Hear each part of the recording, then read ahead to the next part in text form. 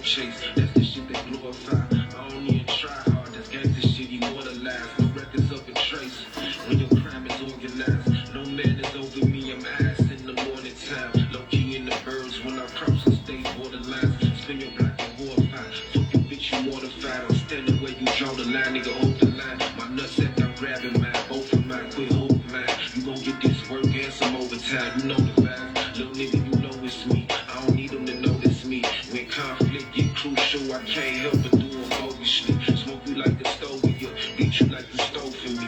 Niggas out of body, put you back where you supposed to be. I shoot at you waking in the moment, niggas toast for you. My niggas do the most for me, that's what they supposed to. I want all the smoke, nigga, cut the shit you think bad enough and test. And you know how I'm coming, I ain't ducking nothing. You know when I pull up on your block, it's bustin'. You know how I'm coming, and you came with me. You know what's going, stop playing with me. I want all the smoke, nigga, cut the shit you think bad enough and test. And you know how I'm coming, I ain't ducking nothing. You know when I pull up on your block, it's bustin'. You know how I'm coming, and you came with me, gang. You know what's going, stop playing with me.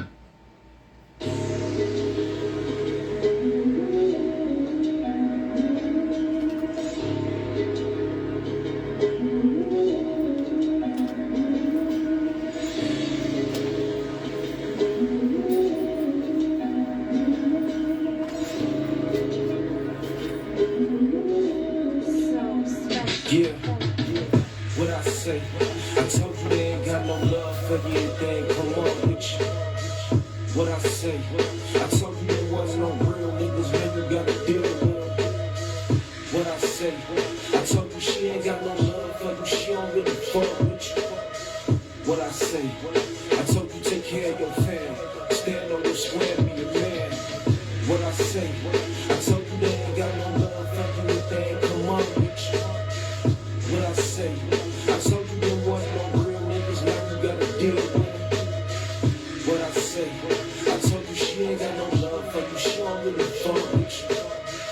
What I say?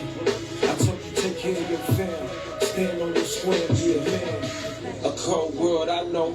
Time moves fast when you tryna chase a bag, that's facts. At last, niggas finally see your check. Haters wanna knock you off your apex. They mad, cause your bitch ain't loyal. Broke the code, put a price on her soul. Get a hold of your life. You could blow overnight, or you could fuck it all and lose control. Suicide is a suicide, yeah. It's a big difference between you and I. And I'm super straight. They say you 6 million ways to die. Choose your fate. I ain't gonna lose the case. Prove your worth, nigga. Move your weight. Keep your nose clean for you lose your face. What up your face value? We don't know your face. I step up in this bitch like I own the place. I pay close attention to they tone and pace. Is he really built? Will he fall to break? Life is guns and butter, baby boy, you straight. And I got it in either hand, I mean I hold your fate. Never know, it could be your time to go today. Who knows, a nigga like me might show you the way. Seal his fate with a kiss from a rose on the grave. I stand on anything I say, what I say. What I say? I told you they ain't got no love for you if they ain't come up with you. What I say? I told you there was no real niggas, now you gotta deal with them. What I say? I told you she ain't got no love for you, she don't really fuck with you. What I say? I told you take care of your fam, stand on your square, be a man. What I say? I told you they ain't got no love for you if they ain't come up with you.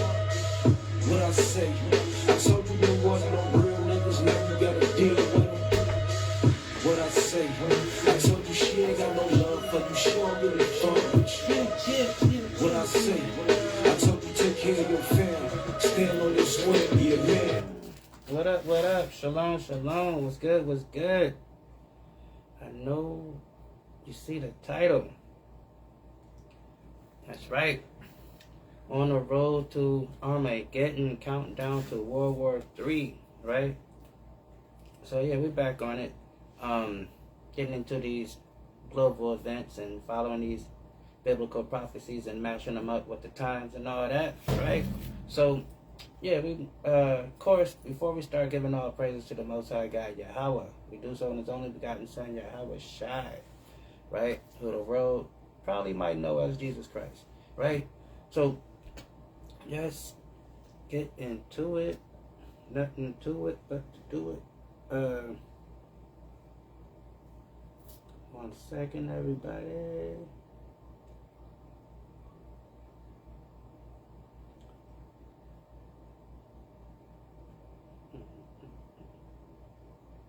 But yeah, so yeah, so with the we got the whole Iran stuff going on, right? The stuff still going on in Ukraine and elsewhere. A lot of stuff going on. So we got a couple little news article summaries and stuff we're gonna go through real quick. I believe this one is from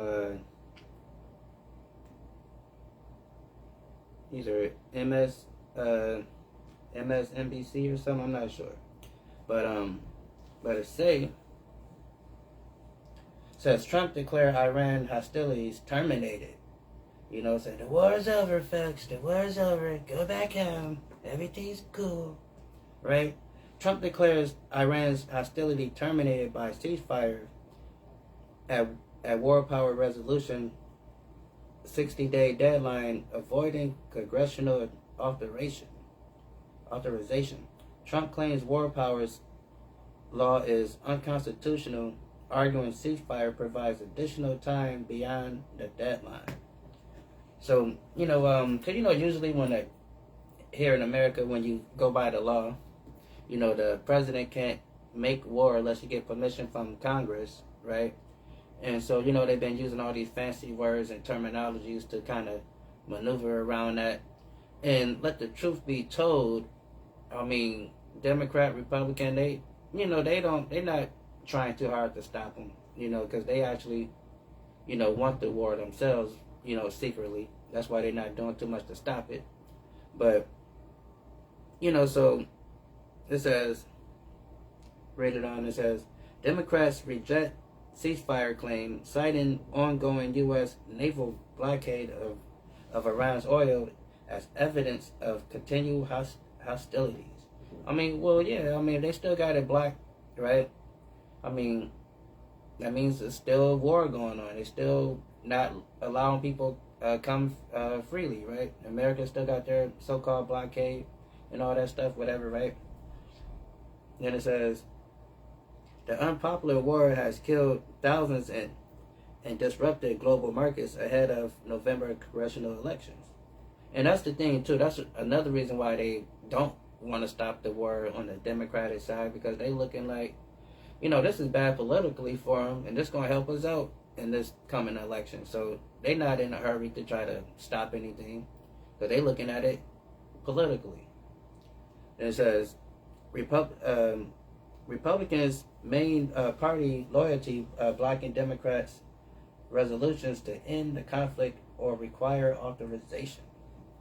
Right? So they bumping heads. And that's the thing too. We gotta understand this system of the beast that we live in, like it tells us in Daniel, that they're not gonna see eye to eye. They're gonna have, inner problems and stuff that's gonna make this, system collapse. Right? Because they not gonna have, they don't have the same vision on moving forward on how they want to run this thing, right? So then it says, it's another one. It says, Trump threatens troop withdrawal from Italy and Spain, affecting 16,476 personnel currently stationed in both nations. And these supposed to be NATO countries, right? Supposed to be ace boom coons. He's like, what, we taking our people and we going home, right? And it says President cites a lack of European support during Iran war, burying similar threats made against Germany. Because he's been talking, trash about NATO, for like, shoot, since he got into the office, And And they they remember stuff like that. People think when you talk bad about people, they think you forget. Like, no, they remember everything he said, and that's why they ain't helping like that. And it says Spain denied U.S. base access and closed airspace. Italy refused Sicilian air base. Sicilian air base used for military operations. Retaliation decorate further over the post peace over the post peace calls and criticism of U.S. Israeli strikes as illegal. The Pope don't know what he's talking about. I don't know what God he's serving. We gotta go to war. So then he says, the UN warns the Strait of Hormuz disruption strangles global economy, urgent dialogue for durable peace. So, the UN man, y'all gotta straighten this stuff out. Y'all messing up the money. Then this one says, from NBC, it says, Trump administration plans to withdraw 5,000 troops from Germany, drawing rare Republican criticism. Republicans' Armed Service Chair warned withdrawal could undermine deterrence and signal weakness to Putin. And, that's the thing, because, they forgot, you got the whole battle with Putin going on, because you got the West that's going against, trying to fend off Putin. Right now, Putin doing this thing in Ukraine, but they hope that they can keep him in Ukraine and that he don't go to the other Western nations over there. So then Trump removing troops and stuff, then that's kind of open up the door for Putin to well, sure, y'all ain't got your big brother over there to protect y'all like that. So I can kind of move further, inland on y'all. Then it says Germany has increased defense spending and provides crucial basin support for U.S. operations. The rebuke represents unusual pushback from congressional Republicans against Trump's foreign policy decisions. Pentagon announces withdrawal of 5,000 troops from Germany to be completed within 6 to 12 months. The Republican lawmaker Wicker and Rogers expressed concern, calling for congressional and allied coordination. Withdrawal follows Trump threats after a German chancellor criticized U.S. strategy in Iran and negotiations. Lawmakers warn premature troops cuts risk undermining deterrence and sending the wrong signal to Putin. Right? So that's what's going on, so they worried about how Putin's going to take this, and if that's going to embolden him to go further and try to take more territory in Europe, right? So that's what they worried about, because they scared of the real Pooh Shiesty over there, right? Hold on 1 second. Let me get it for this thing real quick.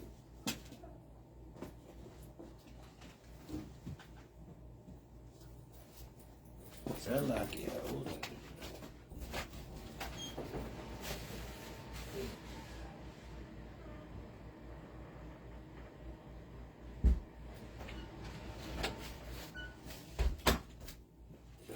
We back.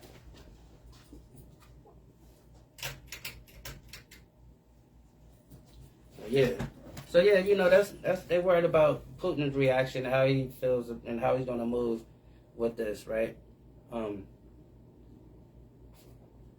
yeah,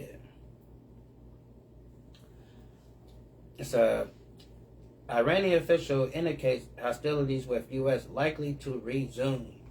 The war is over, folks. It's over. Go back home. Nothing to see here. It's all good. Nothing to see here. Iranian officials indicate hostilities with U.S. likely to resume, casting doubt on peace prospects. Which we should expect that, right? I mean, it's going to be really hard pressed to get some peace around here with the stuff going on. It says, Trump and Iran continue testing limits as ceasefire agreements face collapse. You know, so they, you know, still trying to, you know, they still poking each other, right? Pause. Then it says, Sprint Airlines collapsed, leaving stranded travelers scrambling for alternative flights. Let me help you out here.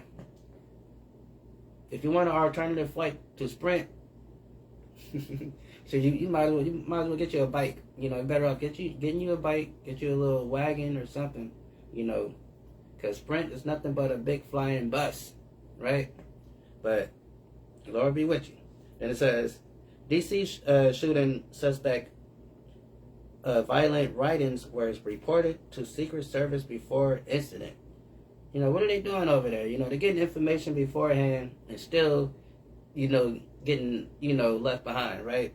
I don't get it. And it says, Democrats challenge Florida redistricting and criticize Trump handling of Sprint Airlines bailout. Right? So, you know, they, you know, well, I mean, I keep saying Spirit Airlines. Well, Sprint is, I might as well say Sprint, because Sprint is not even a thing anymore. And pretty soon these people are not going to be a thing anymore. That's not funny. But Spirit Airline should not never exist, right? It's the devil. That's the devil's way of transportation right there. But anyway, so Iran, the next one says, Iran official indicates hostilities with U.S. likely to resume, casting doubt on peace prospects. Trump and Iran continue testing limits as ceasefire agreements face collapse. Spirit Airlines collapse, leaving stranded travelers. Okay, I think I read that. Boom, boom, boom. Yeah. So yeah, that's what's going on. Sprint, Sprint, same difference. Who cares? They're collapsing. The world is coming to an end. You know, Trump can't do nothing about it, and everybody running scared. That's what's going on. Let's start with Revelation real quick. Revelation 17, right? Because, you know, we gotta understand that there's prophecies and things that were said to happen and they're going to happen, whether they, you know, stall for a minute or whatever the case may be, where they're going to happen. Nothing we can say or do about it, right? And yes,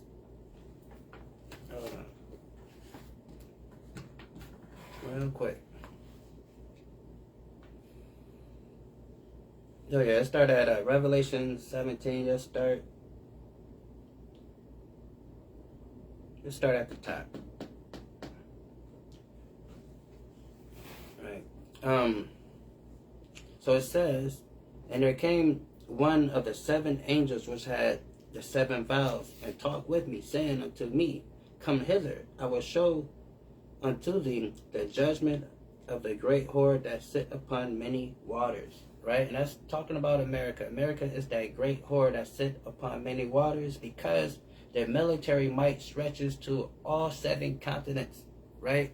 You know, they have the fastest military response time around the world. They can get to any place within 12 to 48 hours to handle business, right? They tell every country what to do and what not to do. Then if you don't do it, they're going to bomb you, right?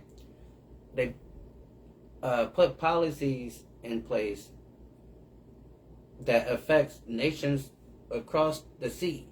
That has nothing to do with, you know, seemingly, it would seem like they have nothing to do with this over here, but apparently we're living in an empire here, okay?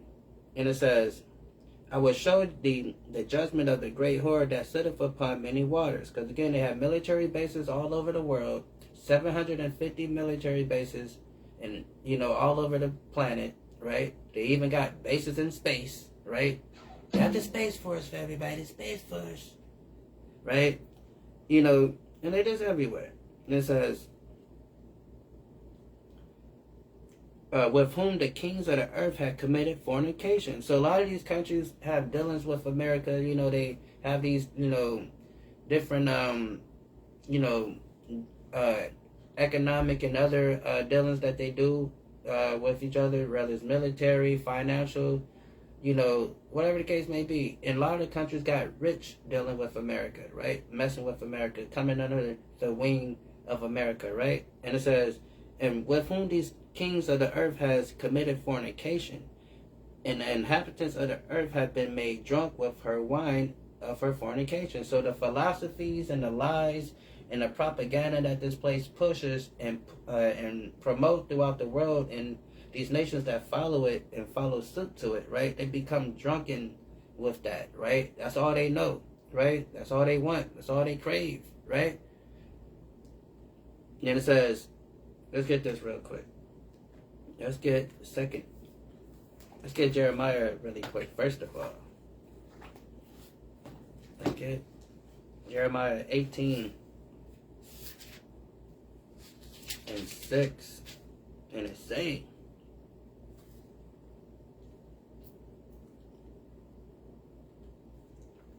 and it says, O house of Israel, cannot I do with you as this potter? It says, O house of Israel, cannot I do with you as this potter, said the Lord. Behold, as clay is in the potter's hand, so is ye in my hand, O house of Israel. So, we're like clay in the Most High's hand, right? When you got Play-Doh, you got you some clay, you can mold it and squeeze it and shape it and roll it into a ball, whatever you want to do. Make you some little, make you a person, put some arms and legs on it, whatever you want to do with the clay, you do that, right? So, and it says, O house of Israel, cannot I do with you as this potter, said the Lord. Behold, as the clay is in the potter's hand, so are ye in my hands, O house of Israel. Meaning God does what he wants with the people, because to us, we're nothing but clay, and he can mold us and shape us and change us and make us do whatever we want to do. Whatever he wants us to do, right? And there's nothing we can do about it. And it says, At what instant shall I speak concerning a nation and concerning a kingdom?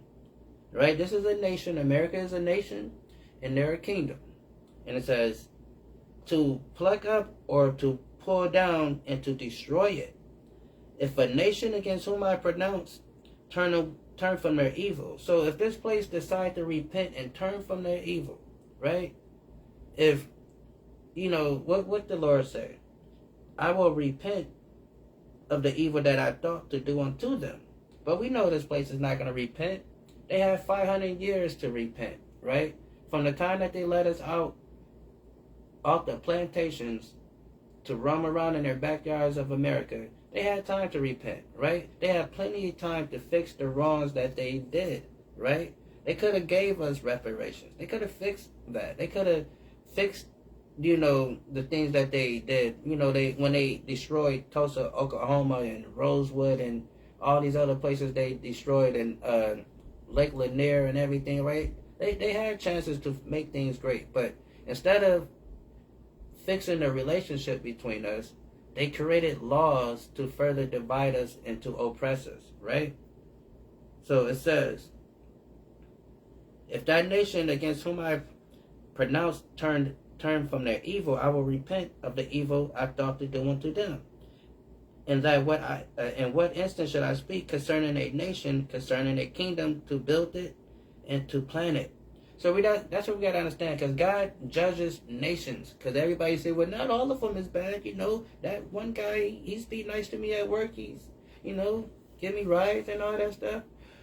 But we got to understand, God judges by the nation, right? Yeah, we go through our individual things that we may go through because of our decisions that we make. But when God passes judgment, he passes judgment on that nation. Everybody got to get it, right?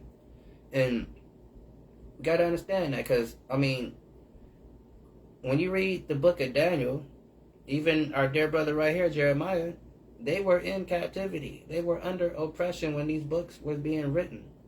So, and these are holy men of God. So, if they have to go into slavery also with the rest of their people, what make you think that the so-called good ones is going to escape? Right? If that nation against whom the Lord had pronounced and turned from their evil, I will repent of the evil that I thought to do unto them. And at what instant shall I speak concerning a nation and concerning a kingdom to build it and to plan it? If it do evil in my sight, and America has done many evils in the sight of the Most High. If it do evil in my sight, right? This place is built on evil. When they first got off the Mayflower, they came here with evil, right? That's what happened here. It says, if it do evil in my sight, that it obey not my voice, then I will repent of the good, right? So he's not going to bring good to this place, because everybody, pretty sure people went to church Sunday, and pastor talking about how blessed everything is going to be and how all this cool stuff is about to happen. But what does it say here? It says, I will repent of the good wherewith I said I would benefit them, right? So this place is good and destroyed, because we know how this place is, right? It's not going to repent. They have not repent, and the judgment is already written and it been sent, right? And that's what's happening. Hold on. Turn this off.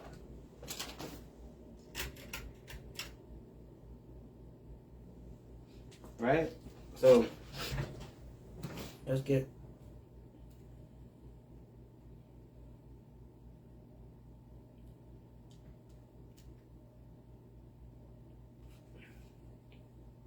Let's jump down to 18 real quick. And it says, and the woman which thou sawest is that great city which reign over the kings of the earth. Right? And we know again, this place, they reign over the kings of the earth. Everybody look to this place on what they're going to do, what they're going to say, how they feel about it, right? How they going to fix it, right? Let's get, let's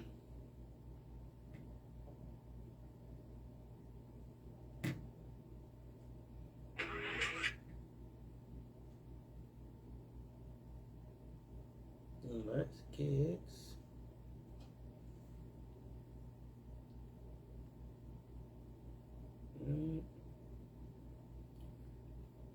Let's get 2nd Esdras and 11. All right, 2nd Esdras 11 and 39 real quick, right? Right on. And it says this. 2nd Esdras 11 and 39 says, art thou it that remainest of the 4 beasts, whom I made reign in my world, right? And that's what this place is. They are of the 4th beast, because if you when we get into the statute, the 4th beast is the Roman Empire. In America, NATO, the EU is the revised Roman Empire, and they are of the 4th beast that remaineth. It says, are not thou it that remaineth of the 4th beast, whom I made to reign in my world, that the end of their time might come through them, right? Because he's going to use them to destroy themselves, to bring in this new world under Christ, right? Let's get this real quick. Revelation 18 and 1. It says, after these I saw another angel come down from heaven, having great power, and earth was lightened with his glory, right? And it says, and cried with a mighty strong voice, saying, Babylon the great is fallen, and is fallen.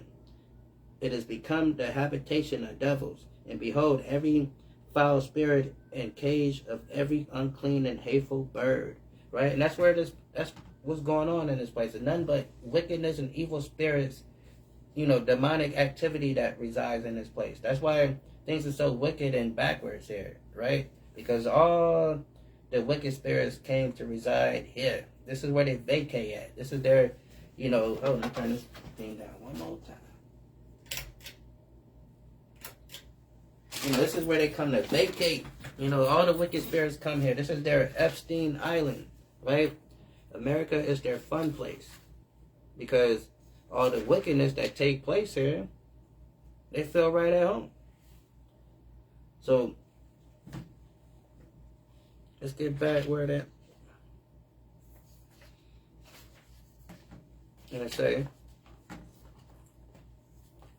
and the fourth came and overcome all the beasts and were passed and had, and the fourth came and overcame all the beasts that were passed and had power over the world with great fearfulness and overtook the whole compass of the earth with much wickedness, oppression, and long time dwelt on the earth with deceit. You know, that's how these people rule. They rule with oppression. That's why you go to certain nations in Africa, you know, they're living poor. The resources is all taken, you know, it's all messed up. You know, anywhere you go, where you see poverty and death, it's because these people, right? These people are in rulership. Because you got to understand, like,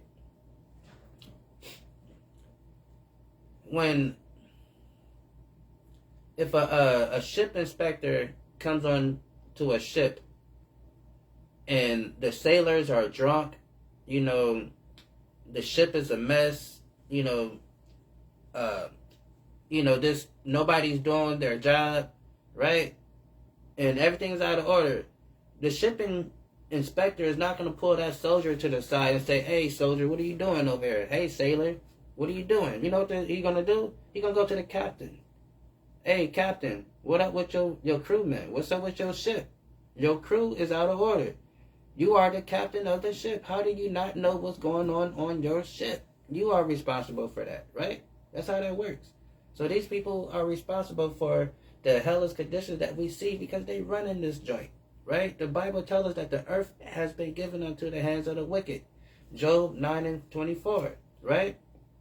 So the same way that captain is responsible for everything that takes place on that ship,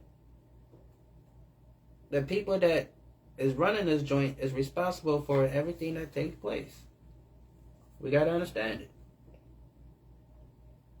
And it says, the fourth came and overcome all the beasts that were passed and had power over the world with great fearfulness and over the whole compass of the earth with much wickedness, with much wicked and oppression, and so long dwelt he upon the earth with deceit.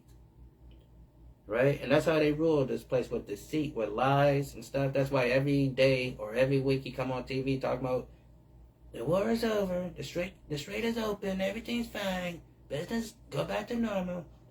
Right?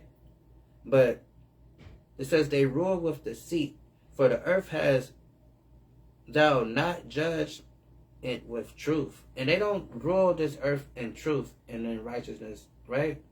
You know, they don't judge in truth. They're not here to, bring global, peace and all that stuff. They're here to, bring havoc, right?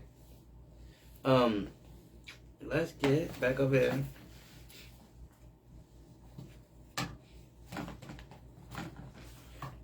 Let's get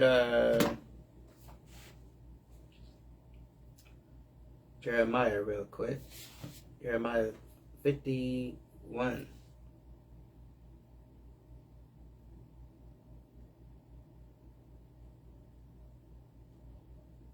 and 7. Babylon has been a golden cup in the Lord's hand that made all the earth drunken.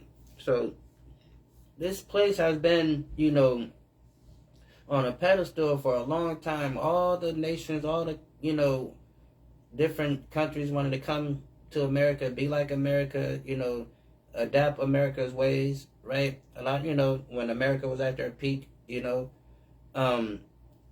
because at one point in time, this place was like the golden city. Everybody wanted to come here, right? This is the American dream. This is the get rich, country, right? Get rich fast country.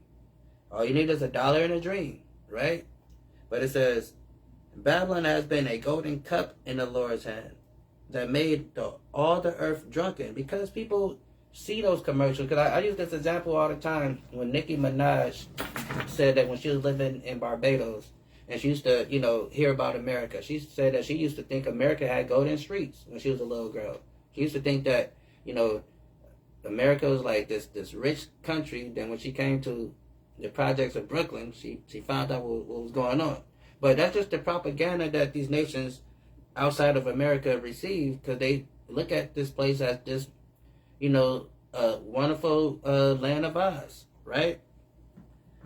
It says, have made all the earth drunk, and the nations have drunken of her wine, therefore the nations are mad. Babylon is suddenly fallen and destroyed. Howl for her, take balm for her pain, if it be, she may be healed. So it's like, look, a lot of these nations gonna, be jacked up at the fall of America because they depend on the exports of America, right? And then when this place fall, America, feeds a lot of countries around the world, right? Let's see real quick.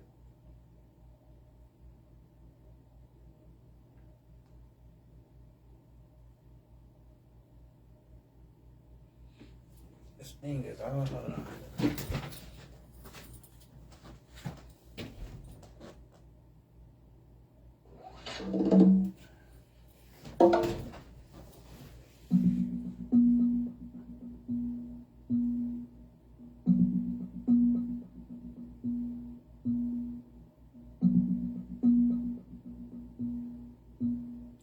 How many countries around the world is America responsible for feeding around the world?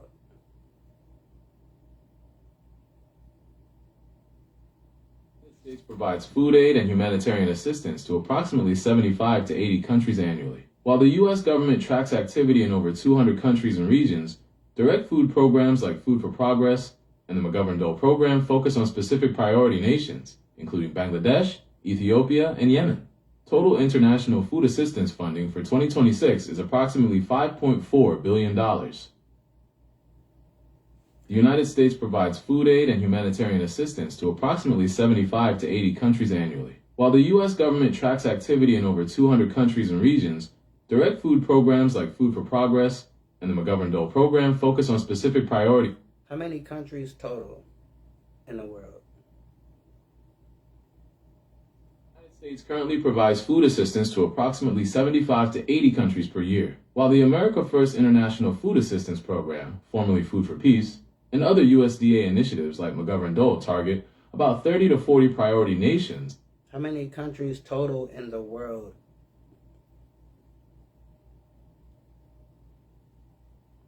195 countries in the world today. Right, this total includes 195 countries in the world today.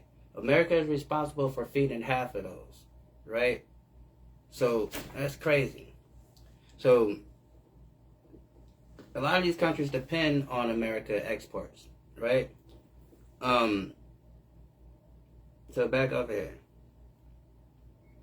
And it says, the kings of the earth have committed fornication, and the inhabitants of the earth have been made drunk with the wine of her fornication. Right? And that's what happened. These people have been made drunk with the wine of her fornication. Let's get this. Habakkuk.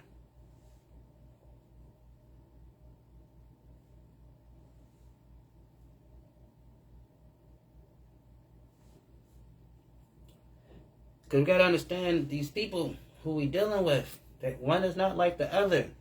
Right? And it says, behold, this is Habakkuk 2:4. Behold, his soul which is lifted up is not upright in him. So the spirit that the Most High God put in these people is not an upright spirit. These people have a contrite spirit. These people have a spirit that is contrary to the Most High God. Right? That's why they behave and do the things that they do, because they are very contrary to the Spirit of God. Right? It says, yeah, also because he transgressed by wine, he is a proud man. And it's not talking about alcohol wine. It's talking about their philosophies, their way of life, their culture, that stuff, right? And it says, he is a proud man. And that's interesting too, because you go back to Alexander. Alexander went around unaliving half of the whole known world that he knew, because he felt so endowed in love with his Greek culture that he thought the Greek culture was the greatest thing ever, that the whole world needs to learn about the Greeks, and to the point where he was willing to unalive people to make them be Greek, because he thought it was just the greatest thing ever, right? Because it says, he is a proud man, neither keepeth at home. That's why they don't stay at home. They in every nation telling all these different countries what to do with their life, right? They don't keep at home. They didn't stay in the Caucasus Mountains, right? They didn't, stay in that area of Russia, Georgia. They left. They didn't stay in Petra, Georgia, down there in Mount Seir. They left and went around the world stealing everything they can steal, right? Because it says, he is a proud man, neither keeper at home, who enlarges his desires as hell. So it's like he enlarges his desires as hell. And what is hell? Biblically speaking, death, the grave, right? I bet you any amount of money, there's more people in the grave than there is people walking, right? Because hell would never have space. I mean, never run out of space, right? As long as people are breathing and hearts and not beating, there's always going to be a place called hell or Shalu or the grave. And it's always going to be a place to bury somebody, right? Funeral homes will never go out of business, right? So what if the Most High God is telling us? That these people desire to conquer, desire to be destructive, has no limitation, right? That's what it's telling us. Has no limitation. And it says, his desire is as hell, and is death, and cannot be satisfied. It cannot be satisfied. The grave is not satisfied. Go to your nearest graveyard. I bet you they're trying to figure out a way to make more room to put more bodies in there, right? I bet you're going to see a nice little clear spot of grass where it looks like there's no tombstones over there. Because they're trying to make more room. Because just like these people, it says,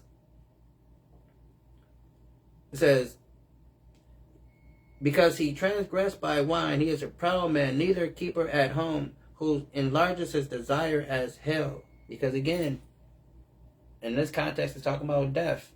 And people die, like what's the name said? People die every day, beat, right? So, even though he said people get shot every day, but you get the point.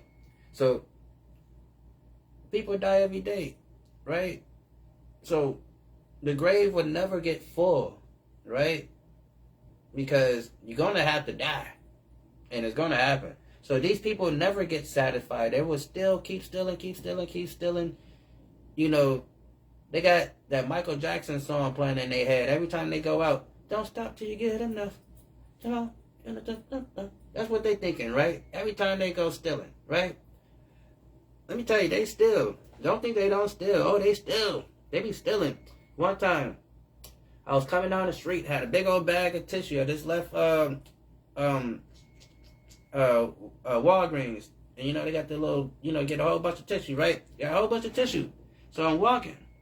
So now, as I'm walking, that had a whole bunch of bags and stuff. So a bag fell, it fell, right? But I had a lot of stuff in my hand, there was a lot of stuff going on, so I couldn't immediately stop right then and there to grab the bag, right? So I wasn't walking, I was on a bike. So I couldn't immediately stop right then and there to grab the bag. So you know this little Esau, Edomite woman was walking right behind me. She was plotting on my bag of tissue, and if I didn't turn back around to go get that bag, she would have swooped it up. Then she tried to dip off into the corner like she was, I'm from the hood. I know what somebody's trying to steal. God dang, you can't sneak, right? So yeah, these people steal, man. And it was just funny because I'm like, she was really like, you would think somebody's walking behind you and they see you drop a big bag. They would say, hey, you dropped something, right? That didn't happen, right? So I knew she was trying to steal it. Because these people steal. Always expect them to steal, right? They always steal, right? Always. Not always, always, always. I don't never trust anything they say because I know they probably stole it. Whatever they said. They took it from some poor dying black man, right? So, yeah. Back over here. Hold on. Push this thing to life.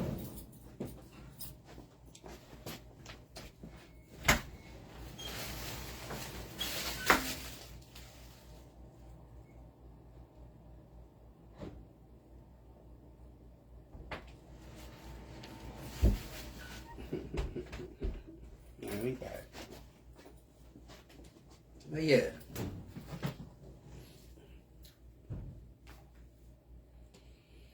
But yeah, that's what they do. Says, behold, his soul which is lifted up is not upright in him, but the just shall live by faith. He is also because he transgressed by wine, he is a proud man. These are keeper at home, who enlarges his desire as hell, meaning they never never satisfied, and as death, because death is never satisfied, because people die every day. You can turn on the news and watch somebody die, and cannot be satisfied, but gather unto him all nations. That's what they did. They gathered to himself all nations, and they try to manipulate and control these different nations through their policies, right? That's why they told us that the nations are drunken with their wine of their fornication. Gather unto him all nations, and heap unto him all people. And he tried to make everybody be like him, follow their philosophies and their ways, push their agenda. If you don't accept what we say, then we're going to take our funding and our aid from your country and all that. So, so that's what they do, right? Back over here. Revelation 17:3. So he carried me away in the spirit in the wilderness, and I saw a woman set upon a scarlet colored beast, full of names of blasphemy, having 7 heads and 10 horns. So now this is NATO. This is your NATO and your EU, right? Because America sits on top of it because they run it. You got the UN in New York. You got like I said, NATO. They all depending on America, right? They spearheading this thing. And it says,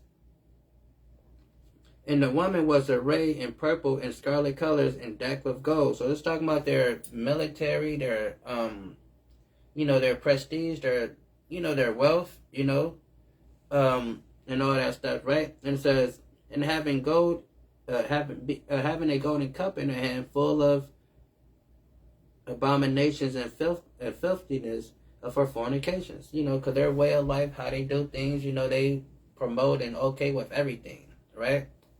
Then it says, and upon her forehead was the name written, Mystery Babylon, the great mother of harlots. And that's what this place is, Mystery Babylon, America, the great mother of harlots, right?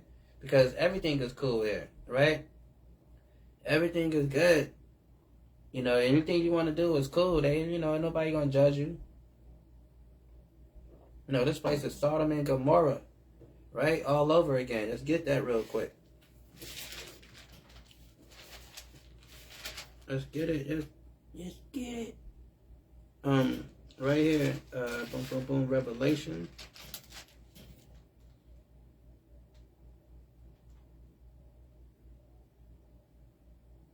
And let's start at Revelation 11:8, and it says, and their dead bodies shall lie in the streets of the great city. This is called America, which is spiritually, what is America? Spiritually called Sodom and Egypt. So yes, this place is all about everything, right? Because this place is spiritually called Sodom and Egypt. And if you're familiar with Sodom and Gomorrah, this type of stuff they were into there, then you can understand why the Bible is calling this place, Sodom and, Egypt. And, Egypt was slavery. It was bondage, right? When Alexander the Great went down to Egypt, Mizraim is what we call it in the Bible, but Egypt is a Greek word. When he saw that place and he looked at the architecture and the monuments and everything that was built and all that stuff and how magnificent it was, he called it Egypt. Because he said this place was built with hard slave labor. This place was built with slave labor, bondage. So he called it Egypt, right? And Egypt just means a rock in a, how we say in modern terms, a rock in a hard place. A straight, So it's crazy. So that's what it goes back to. So, but back over here. And it says, and I saw the woman drunk with the blood of the saints.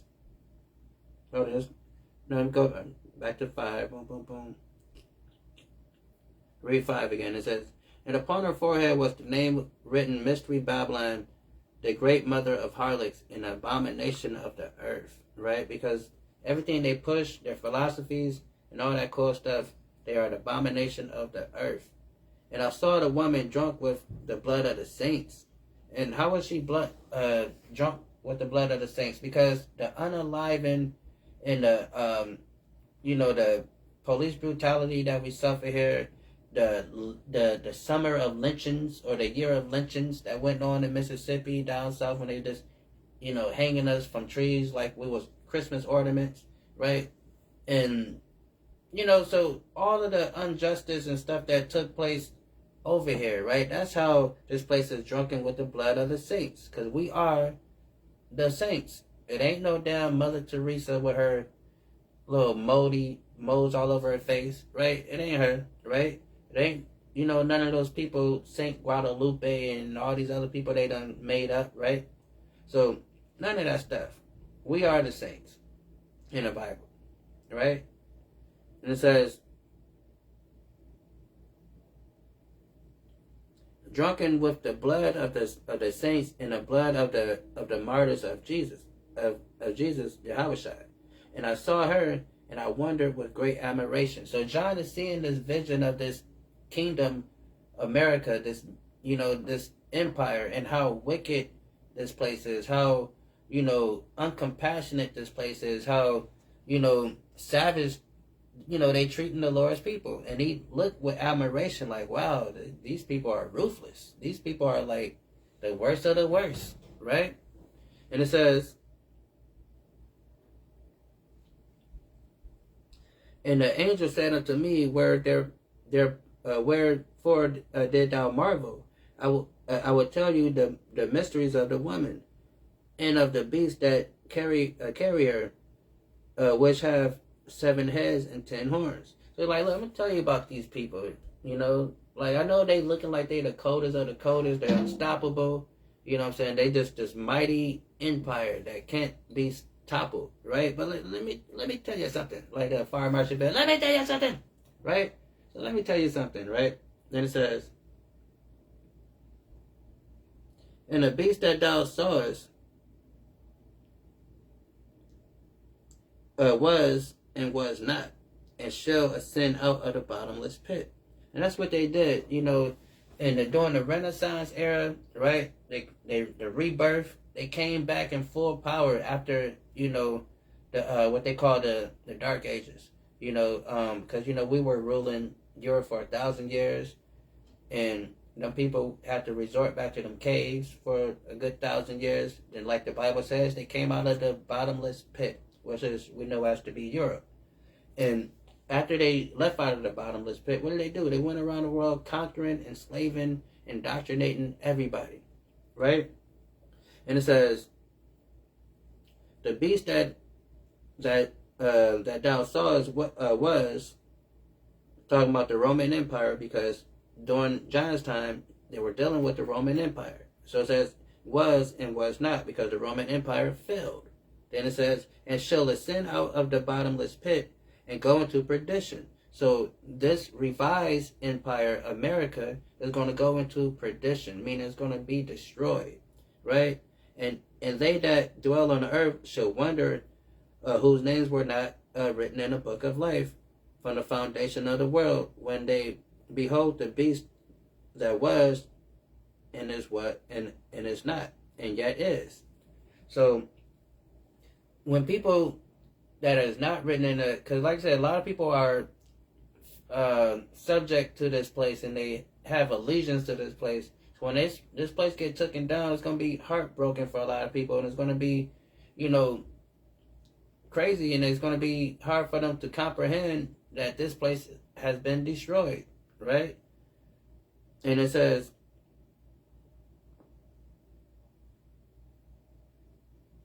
boom, boom, boom. Those names were not written in the book of life from the foundation of the world when they behold the beast that was and it is not and yet is. Because again, the Roman Empire is still active during the time of John, so that's why it says yet is. But then, of course, we know history. Roman Empire fell. Then we had the Renaissance. Now we got America. Then it says, and there is in the mind which have wisdom, the 7 heads are 7 mountains, which the woman sitteth. So now again, we understand Bible terminology that these mountains is talking about nations. And again, if you look up the Roman Empire, you can see who these 7 mountains is, these 7 nations is, right? Then it says, which on the woman sitteth, and there are 7 kings, 5 are fallen, and 1 is, and the other is not yet come, and when he come, he must continue for a short space, right? So, like I said, so the French Empire got taken down, the Spanish Empire got taken down, the British Empire got taken down. Now it's the Americas, right? They're going to be taken down. Then Russia is going to be, up next. But like I just told us, what they say? But he must continue for a short space, right? So he ain't going to get a chance to do all that stuff, because Christ is going to come and crack the sky with the millions and millions of angels with him, right? And defeat these people, right? So that's what's going on over here. Let's get this real quick. Let's get Daniel. Let's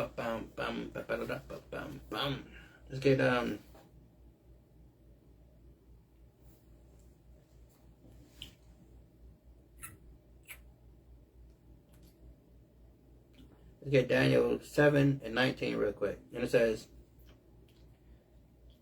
Daniel 7:19. Then I would know the truth of the 4th beast, which was diverse from all the others, exceedingly dreadful, whose teeth were of iron. Because let's talk about their military power, very strong, all that cool stuff.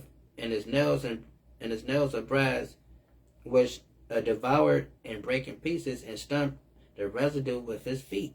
Because that's what the Roman Empire did. They were very ruthless in their military tactics. They were very, they was on that, right? They was like straight stormtroopers, right? And so they was very violent in their approach.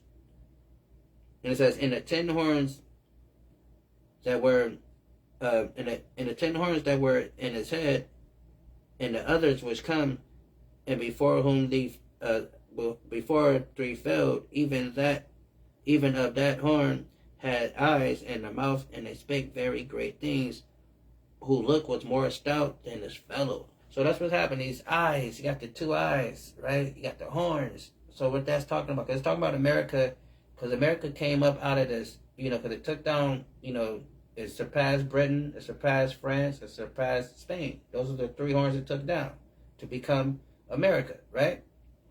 Because it just told us it took down 3 horns, right? Then, so what it says,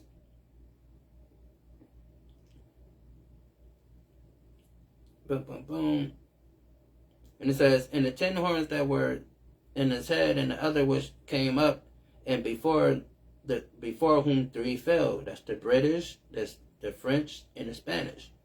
Even of that horn that had eyes, and a mouth that spake Great thing. So it's talking about America's coming up. So, America, they have their House of Representatives. They got their House and their Senate. So you got their two eyes. You got one eye and other eye. You got your horns. You got one horn, two horns. Two sides, right?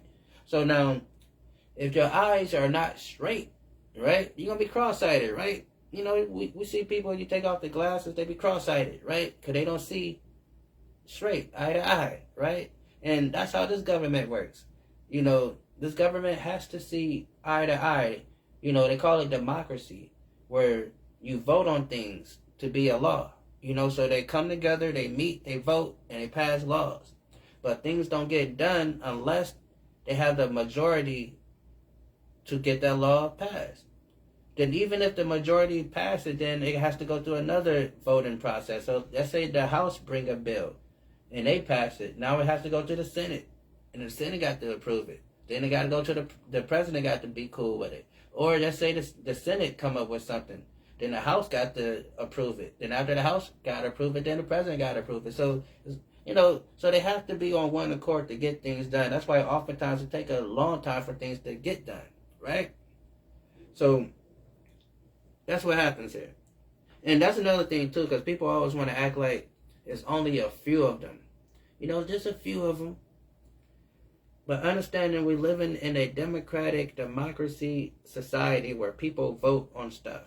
So the fact that they had Jim Crow laws, the fact that they had laws on slavery, the fact that black people face oppression and redlining and a whole bunch of other stuff legally should let you know it's not just a few. Because mathematically, if we're going to be real, mathematically, it has to be at least 51% that feel that way, at least. Because laws are being passed. And this is a democratic country. So that means you have to vote on things. So if people are voting for these things, that means the majority feel that way. By logic, right? So we got to understand that. So that's what's going on here. So back over here.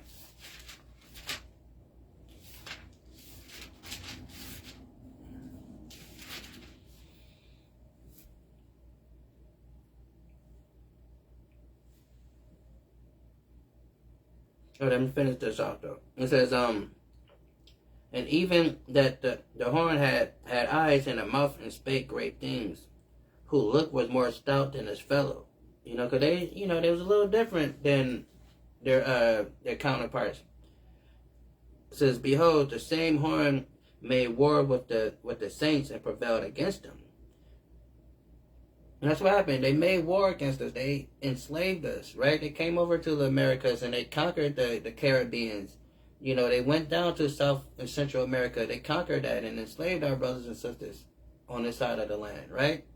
So it says they made war with the saints and they overcame them, right? That's what happened, right? So back over here.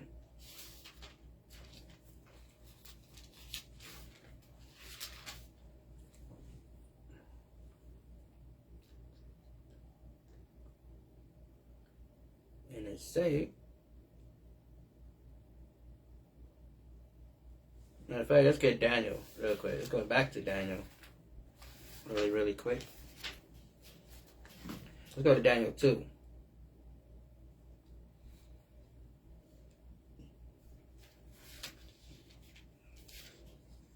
Let's start at 41.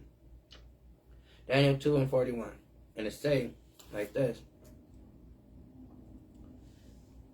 And whereas thou saw the feet, so this is like this is the statue that Nebuchadnezzar saw in his dream. Daniel was giving him the understanding of the dream and breaking it down. And the statue represent different empires that is going to come into power after the Babylonian Empire is done, right? So we're at the bottom of the statue now. So at the bottom of the statue, that means this is the final empire that's going to come into power.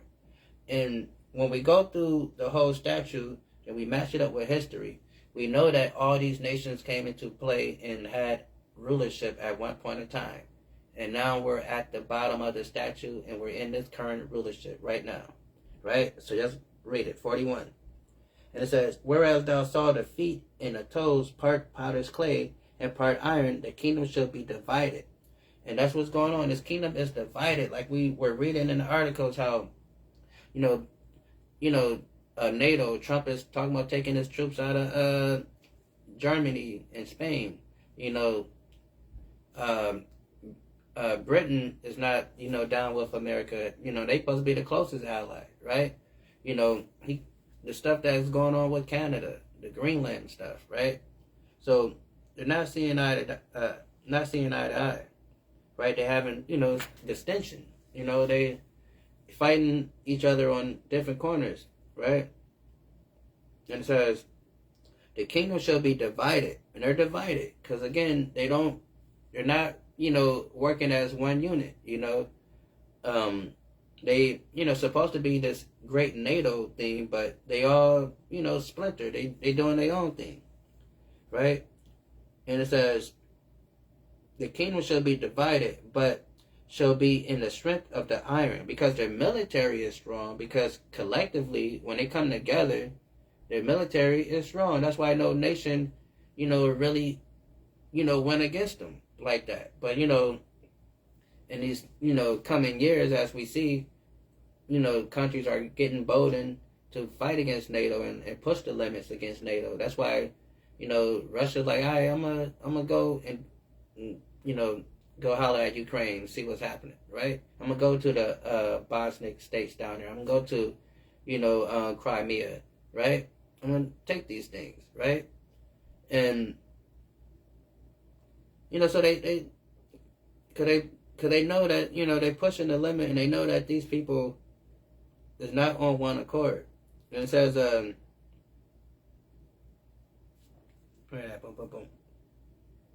says the toes are part potter's clay and part iron. The kingdom shall be divided, but there shall be in the strength of the iron, more as thou sawest the iron mixed with myrrh and clay. Meaning they're not going to be that strong.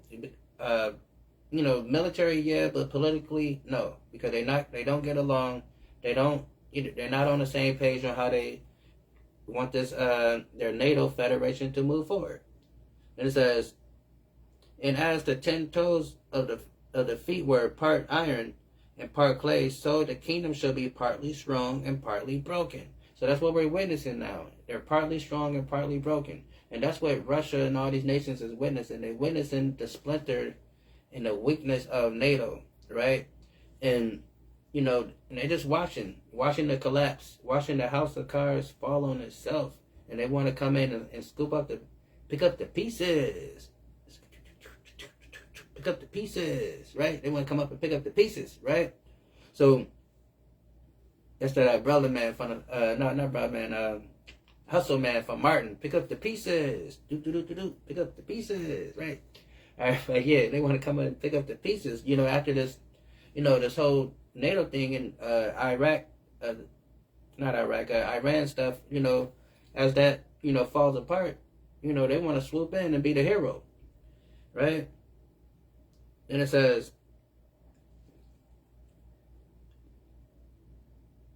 and as the toes of the feet were part iron and part clay, the kingdom shall be partly strong and partly broken. And that's what we're witnessing. And whereas thou saw iron mixed with myrrh and clay, they shall mingle themselves with the seed of men. And that's what's going on. They mingle themselves with the seed of men and try to act like they're this Unitarian nation that everybody can come in, you're immigrants and everybody. So now they got to a point where, like, you know what? I think we got too many immigrants. I think we need to get them out of here. And then they come up with laws and hostilities and different things that they do to try to, force people to leave, right? And then it becomes dissension. Then you have racism because everybody actually sticking to themselves, even though they try to promote this rainbow coalition type of thing, but it's really not, right? Because America is a concept, it's an idea. The stuff that they put on paper, the stuff that people believe, this wonderful land of freedom and opportunity, it sounds good on paper, right? But that's not the case. Then, whereas thou saw the iron mixed with myrrh and clay, they shall mingle themselves with the seed of men, but they shall not cleave one to another. That's what's going on. We don't stick together. It's always everybody got their own little clique. Everybody, clicking up. They got their own little tribes that they roll with, right? And so it's not this whole rainbow coalition that how they try to portray it. It's racism here in America, not just in America, but all the Western Western countries, right? And it says, but they shall not cleave to one another, even as iron is not mixed with clay. So that's what's going on, right? So and that's the kingdom that we live in. This place is going down, and it should not, stand. And it says, and in the days of the kings shall be, in the days of these kings shall God of heaven set up a kingdom which shall never be destroyed. In the kingdom, so that's how we know this is the last kingdom to rule, because after the end of this thing, God is going to set up his kingdom, right? And it says, and in the days of these kings shall God of heaven set up a kingdom which shall never be destroyed, and the kingdom shall not be left to other people. Meaning, once God set up his kingdom under the Mashiach Yahweh Shai, who the world calls Christ, set up that kingdom, it ain't going to be no invasion, people coming into the Lord's kingdom and taking it over, and now it's a new rulership, and now we gotta, this kingdom gonna last forever, ever. Forever, ever, forever, ever, right? Then it says, and it should not be left to other people, and shall break in pieces and consume all these kingdoms, and it shall stand forever. We just said that, right? So that's what's going on in the world, right? Back over here. Revelation.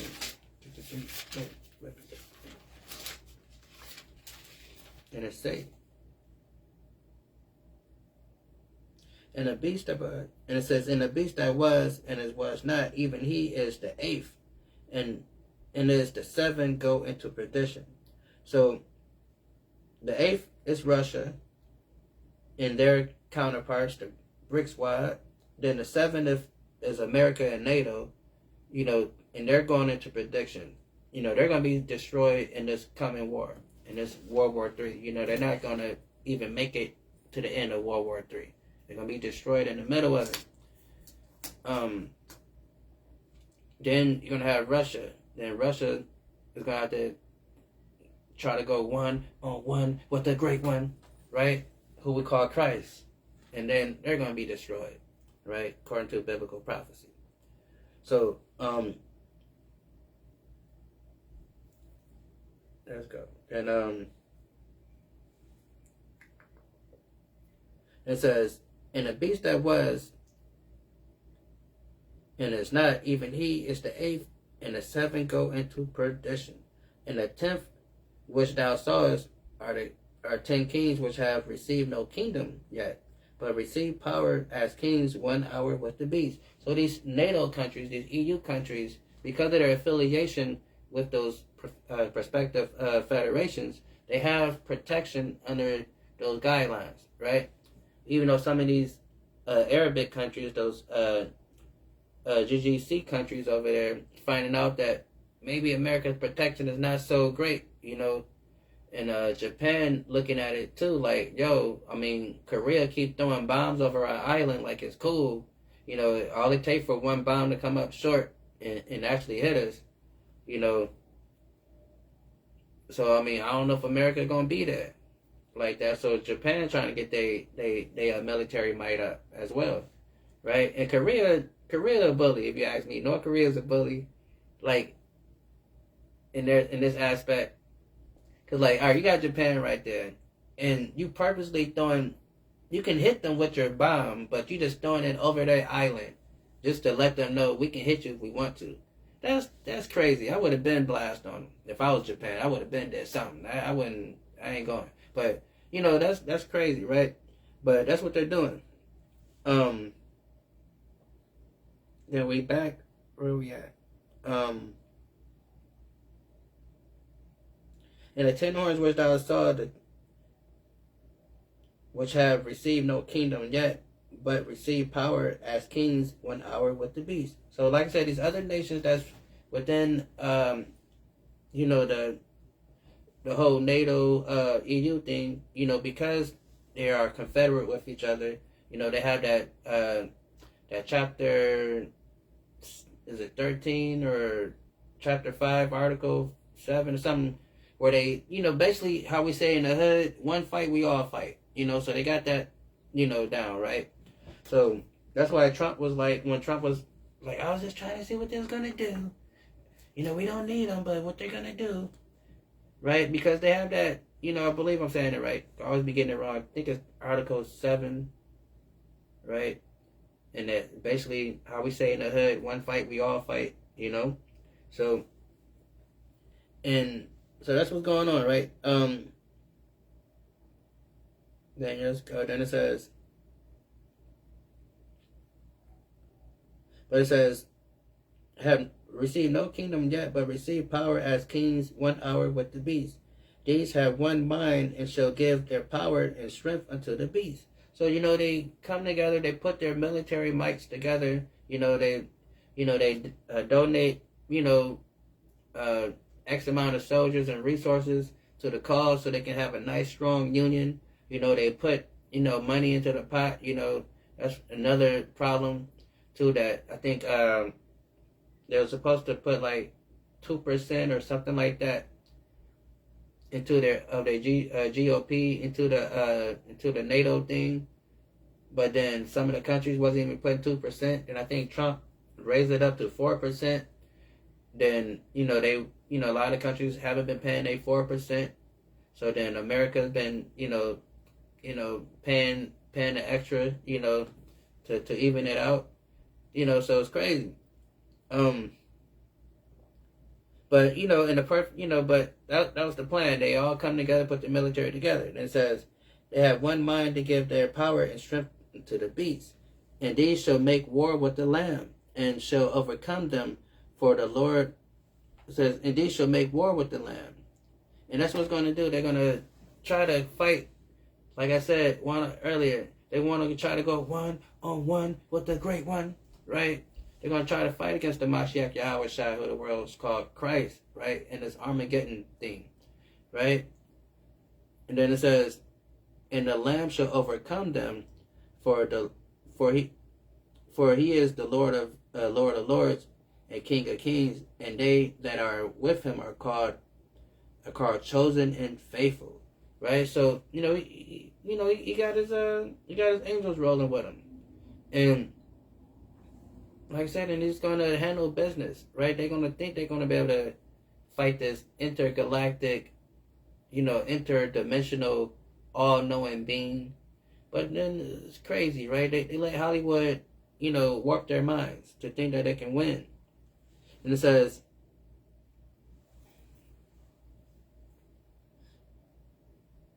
and he said unto me, the waters which thou sawest where the horror sitteth are people and multitudes and nations and tongues. So again, America, you know, giving further understanding to the many waters that this country sit on, and it's telling us it is indeed these different nations and people that they control and they influence through their policies, right? Then it says, and the 10 horns which thou saw upon the beast, these shall hate the whore. And that's what we're witnessing now, you know, in the news. When we see, you know, the Chancellor of Germany, you know, talking, you know, saying what they're saying about America, Spain, and Prime Minister of Italy, everybody saying what they're saying, right?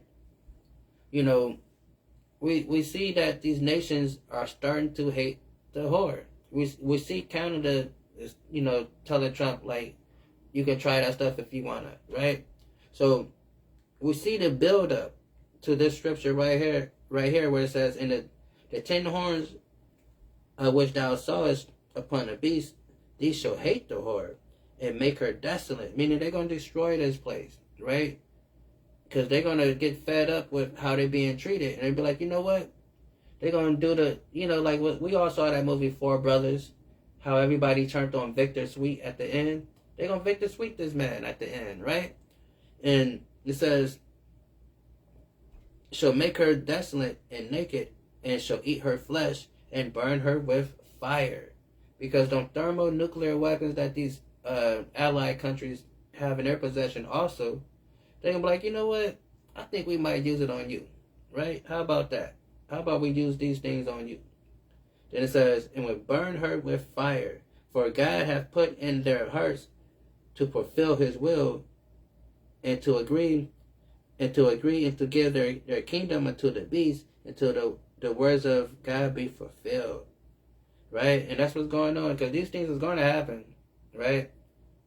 And it says, and the woman which thou sawest is the great city that reign over the kings of the earth. And that is America. America. That reigns over these different nations, right? That influence policies around the world. Right? Let's get this real quick. Let's get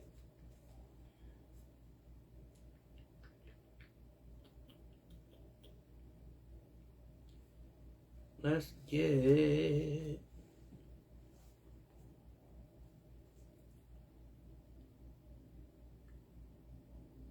I want to be moving slow now.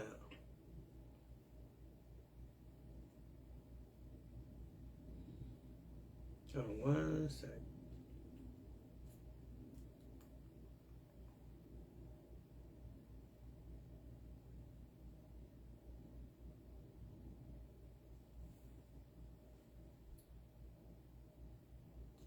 There's Daniel 7. It says, thus said he, the fourth beast shall be the fourth kingdom upon the earth, which thou shall be diverse from all kingdoms, and shall devour the whole earth and tread it down and break in pieces. We read that already. That's what they have done. They came into power, right? Let's get.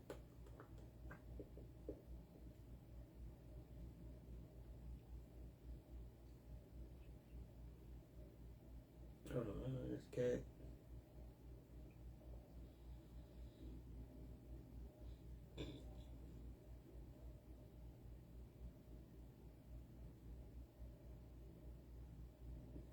So let's get Second Esdras 12 and 11.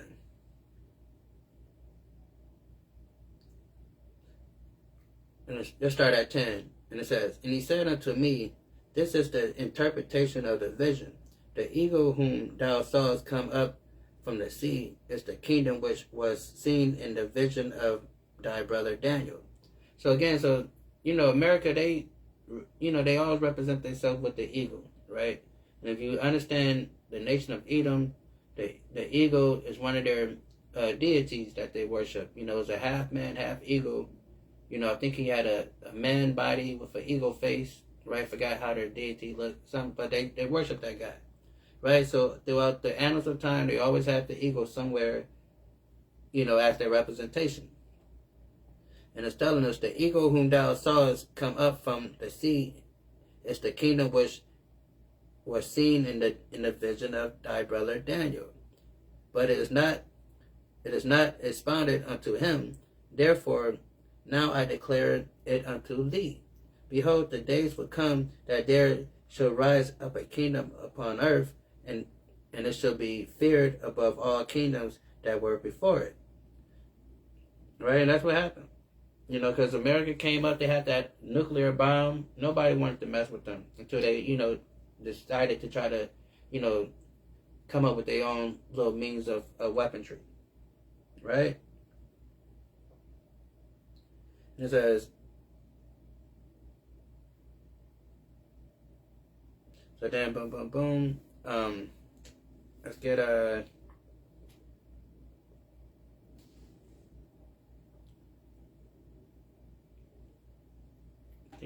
let's get Ezekiel.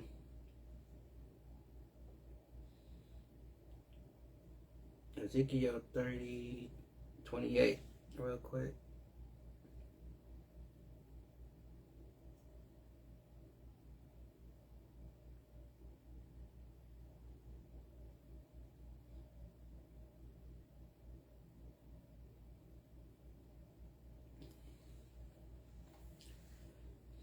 So let's start at 16. It says, by the multitude of thy merchants, by the multitude of thy merchandise, they have filled the midst of thee with violence, and thou hast sinned. Therefore I will cast thee as a profane out of the mountain of God. I will destroy thee, O covering cherub, from the midst of the stones of the fire. Right? So God's going to destroy this place, right, for their ill-gotten gains and their, how they swindle and hustle and manipulate and rob the people, right? You're going to get with them for how they dealt, wickedly. It says, thy heart was lifted up because of thy beauty. Because of the prosperity and the wealth of this place, they got prideful in their way of doing things, right? Sometimes people can get away with something for so long to get sloppy, right? It says, thy heart was lifted up because of thy beauty. Thou hast corrupted thy wisdom by reason of thy brightness. And because of their, success, and how, their riches and everything they got, they you get sloppy. You no longer stay polished, because you're like, man, this going to work every time. You start doing it backwards. You start doing no looks, start, shooting, doing a no look jump shot. Like, man, it's going in all the time, right? You get proud of yourself, right? So that's what these people do. They got proud of themselves. And it tells us this. It says,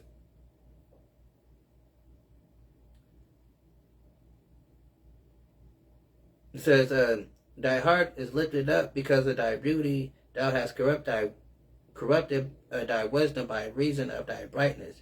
I will cast thee to the ground. I will lay thee before kings, that they may behold thee. And that's what's going to happen. The whole world is going to see the fall of this place, and they're going to witness it, right? Thou hast defiled thy sanctuary by the multitude of thy iniquities, by the iniquity of thy traffic. Therefore I will bring forth a fire from the midst of thee, and it shall devour thee, and I will bring thee to ashes upon the earth in the sight of them that behold thee. So God said, I'm going to do this in front of the millions, right? Everybody's going to see this place get taken down, right? And it's going to be something to behold. Moving on. Let's get Psalm 73. Wait, now let's get this first.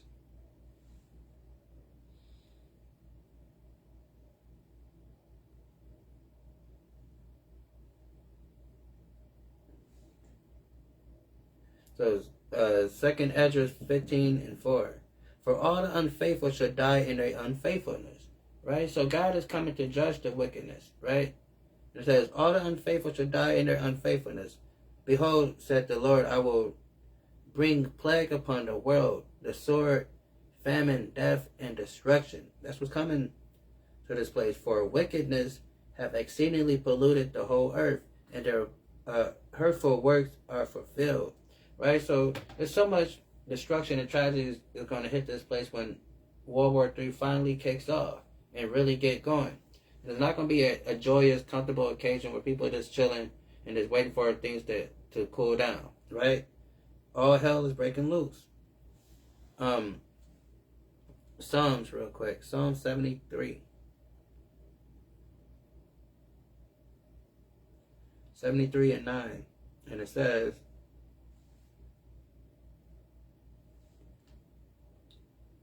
they set their mouth against the heavens, and their tongue walk through the earth. That's what they do. They set their mouth against the heavens, meaning they speak against God in His ways and His, in the proper understanding of this book, with their false religions and over 40,000 different variations of Christianity, right? And it says, they set their mouth against heaven, and their tongue walk through the earth, through their propaganda, through their entertainment, and everything that they promote, right? Their philosophies that they push, that they try to influence in other nations and people to be a part of, right? And it says, therefore his people return hither, and waters shall fill the cup of wrong out to them. And they say, how do God know? And is there knowledge in the Most High? Because these people, they're godless, right? You got to understand that. I don't care how many dang old churches they put up, how many cathedrals they build, how many Hail Marys they say. These people are godless, right? Because it says this. And they say, how do God know? Because they do this wickedness around the world. They go around the world doing all types of atrocities and evil. And they say, how do God know? God, how is he going to, he's not going to judge me. He can't judge me, right? He's not going to do anything about this. He don't know, right? Because they're godless. It says, how do God know? And is there knowledge in the Most High? Meaning, is there wisdom in believing in this God that you talk about so much in this Bible? Huh? Because these people don't believe in God. Again, I say this all the time. They go to their churches and stuff, but to them, it's a networking thing. It has nothing to do with religion. It's all about finding somebody it's like game banging to them. Just finding somebody that is on the same page, think the way you think or follow what you follow. It has nothing to do with God. Like, oh, you're a Presbyterian? Oh, I'm a Presbyterian. Oh, y'all start a business together. Okay, y'all start a business together. Oh, you're a Catholic? I'm a Catholic too. Hey, just get married. Hey, just get married. Let's start this business together. It's all about networking and see, we the fools. We go to church and we try to actually learn about God. That's what we do. We go to church and we actually try to learn something. They go to church and they just go there to meet up with their next potential business partner. Their next potential business endeavor. Oh, this person, he's a, Jehovah's Witness, and he has millions of dollars. I need to get close to that person. How do I get close to that person? Oh, let me go to the Kingdom Hall with them. That's how they think. Okay? So, and we're the foolish one thinking that we go to this building and actually learn something. Ain't that something? Right? It says,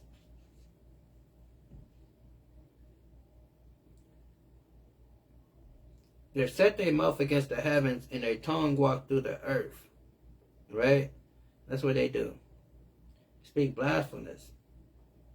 Therefore his people return hither, and the waters of a full cup wrung out to them.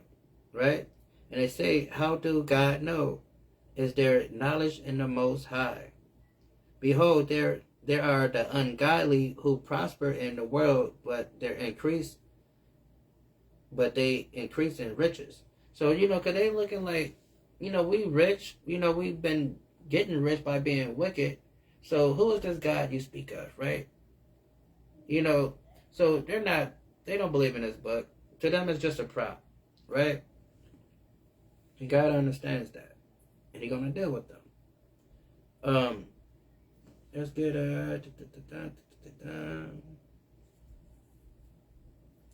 Jeremiah 50.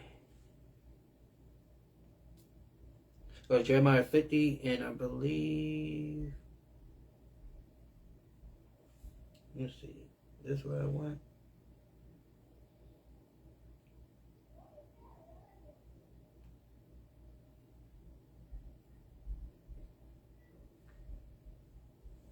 And it says,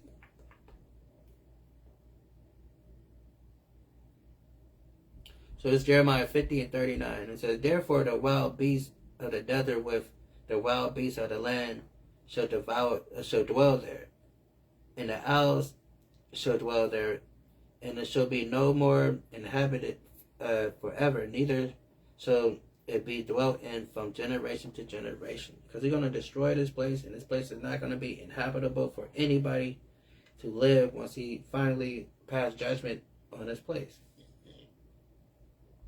Let's get this real quick. Isaiah 34.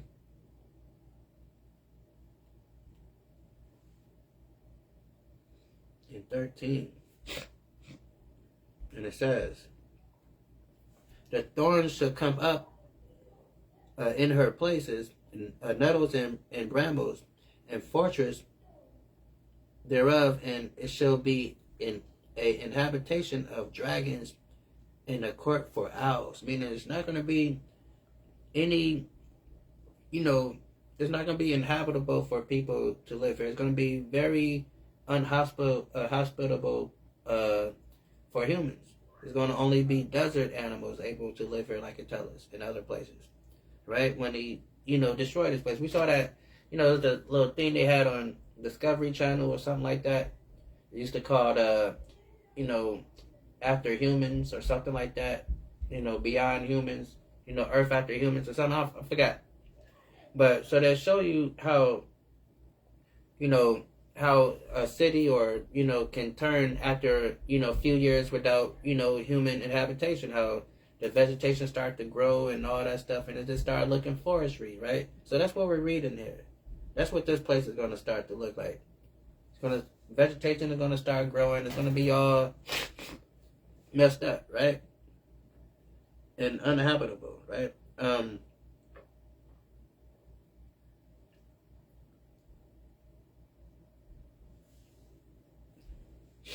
Let's get Second Esdras.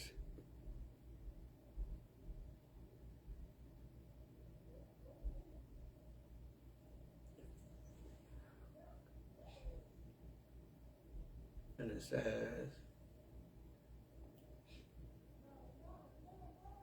so Second Esdras 15 and 6. It says, for the wicked have exceedingly polluted the earth, the whole earth, and their hurtful works are fulfilled. So God has seen the wickedness that took place on this place, and He's coming to judge it, and He's not cool with it.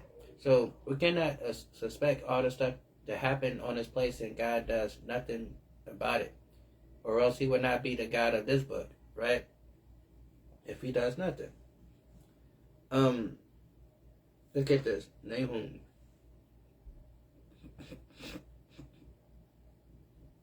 One and 3.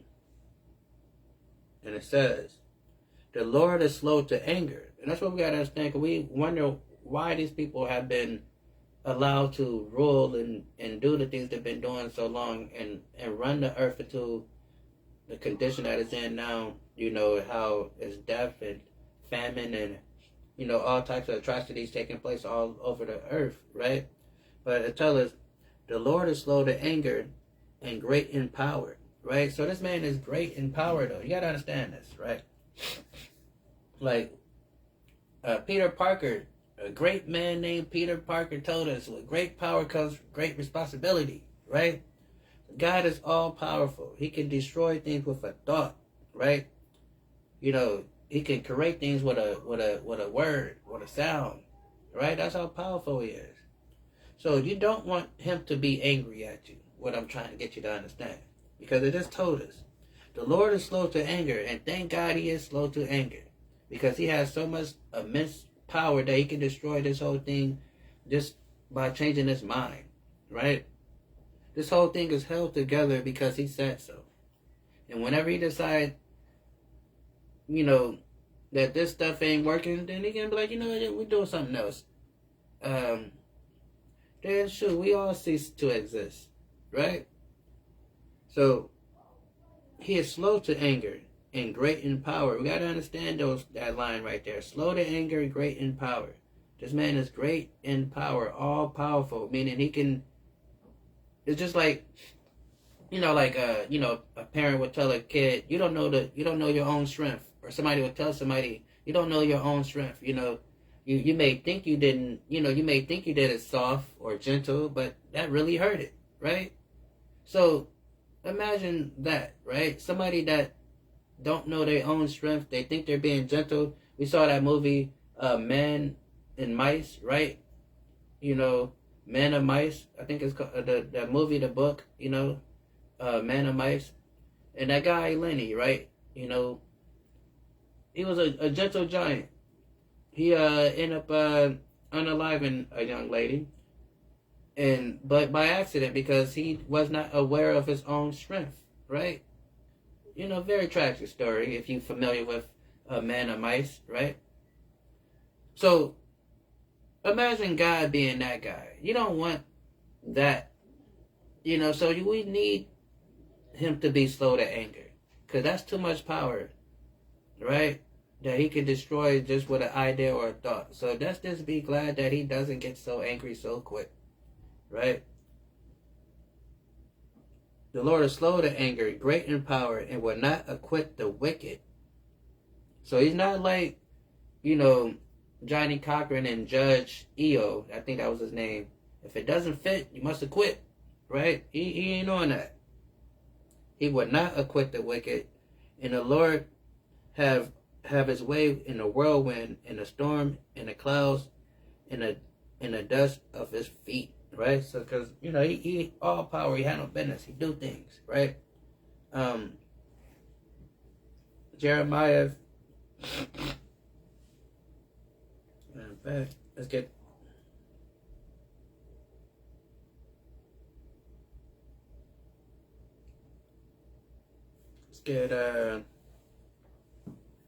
Revelation 16 and 19, and it says, "And the great city was divided into 3 parts, and the cities of the nations fell, and Babylon, and great Babylon came into remembrance of God." So, and again, because when those bombs hit this place, it's going to cause seismic activity, earthquake. It's going to cause this place to split. It's going to be split into 3 parts, right? Then it says, "And the cities of the nation fell, and great Babylon came in remembrance of before God to give unto her the cup of the wine of fierce of his wrath." So as this war breaking out and countries getting into it, God is sitting back watching, everybody do what they do. Then God be like, "Oh yeah, dang, America, boom, yeah, we're supposed to destroy that place.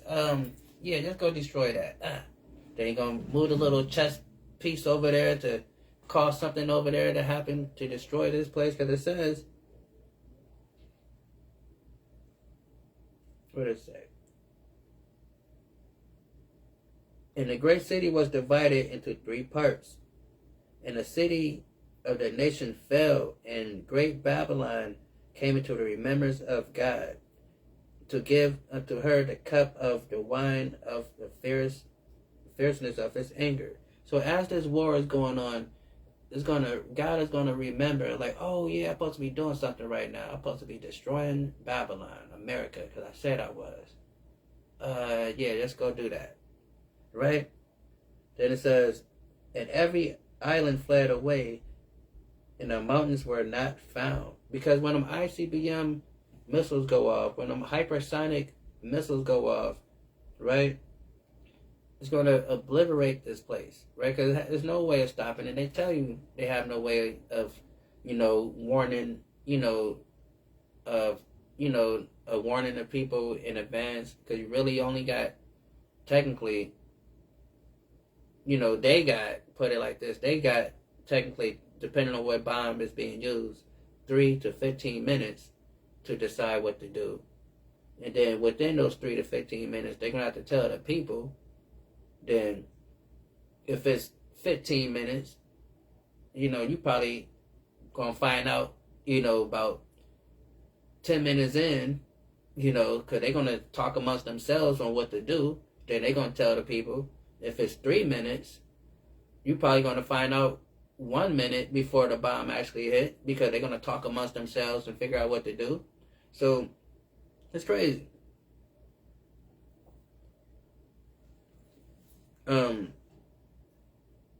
But it say, boom, boom, boom.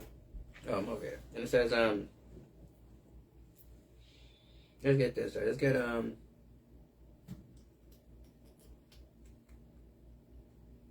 let's read it one more time. It says, verse 20, it says, "And the islands fled away, and the mountains were not found," right? Because seismic activity, tsunamis, all that stuff is going to happen after, that detonation. Isaiah 63.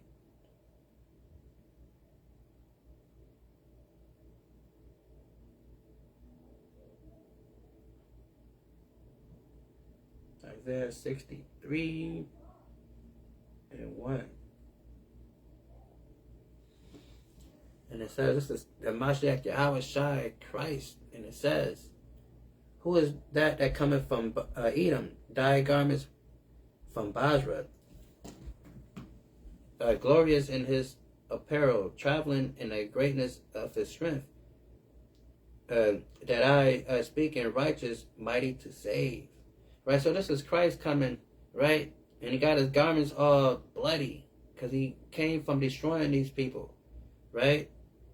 Himself. And it says, wherefore art thou red in thy apparel, and thy garments like him that treadeth the wine fat. So Isaiah is asking Christ in the spirit, like, why your clothes so bloody? Why you looking like that, right?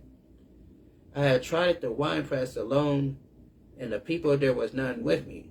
For I will tread them in my anger, and trample them in my fury, and their blood shall be sprinkled upon my garments, and I will stain all my raiments. Right? So Christ like, look, I got a whole suitcase of clothes. You think this is dirty? Sure, I got a whole bunch of outfits that I'm about to get bloody dealing with these people. I'm not done, right? So he said, I'm going to stain all my raiments, right? For the day of vengeance is in my heart, and the year of my Redeemer is come. So Christ is coming back to put belt to ass to these nations for what they have done to his people, right? He's not coming back hugging everybody, high-fiving everybody, you know what I'm saying? None of that. He's coming to whoop ass. That's what he's coming to do, right? And it says, I will tread the people in my anger, and I will make them drunk in my fury. I will bring down their strength to the earth, right? That's verse 6. That's what he's on, right? Verse 5, let's read 5 real quick. It says, and I looked, there was none to help, and I wondered that there was none to uphold, and therefore my own arm brought salvation unto me, and my fury it upheld me. So Christ was like, he's looking around and seeing the atrocities and how his people have been treated, and to see that no nation came in and stepped in to do anything about it. He's like, you know what? Bet. I'm going to do it. I got it. I'm going to go and save my people myself. Right? And that's what's going down. That's what he's going to do. Right? Let's get,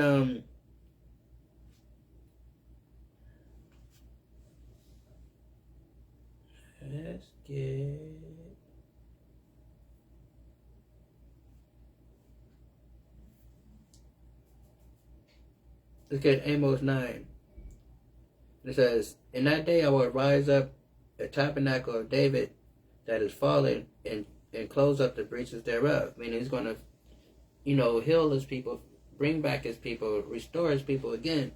And it says, and I will raise up his ruins, and I will build it up as in the days of old, that they may possess the remnant of Edom. Right? So we're going to take these people captive who have been oppressing us, and it says, possess the remnant of Edom, and of all the heathen which are called by my name, said the Lord that doeth this. Right? So God got a special plan for his people, to have, to get some get back on these nations that oppressed his people.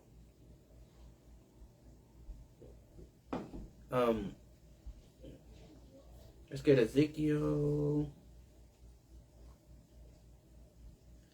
Try to run through these real quick. Ezekiel 23 and 22.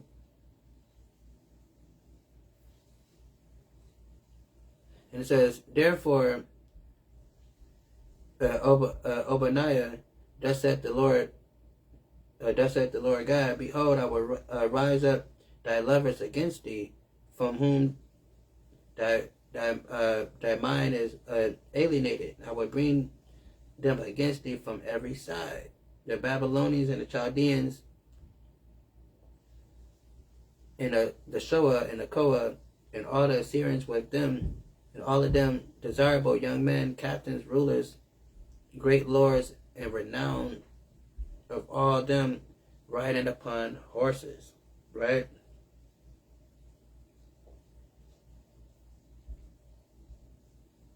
Boom.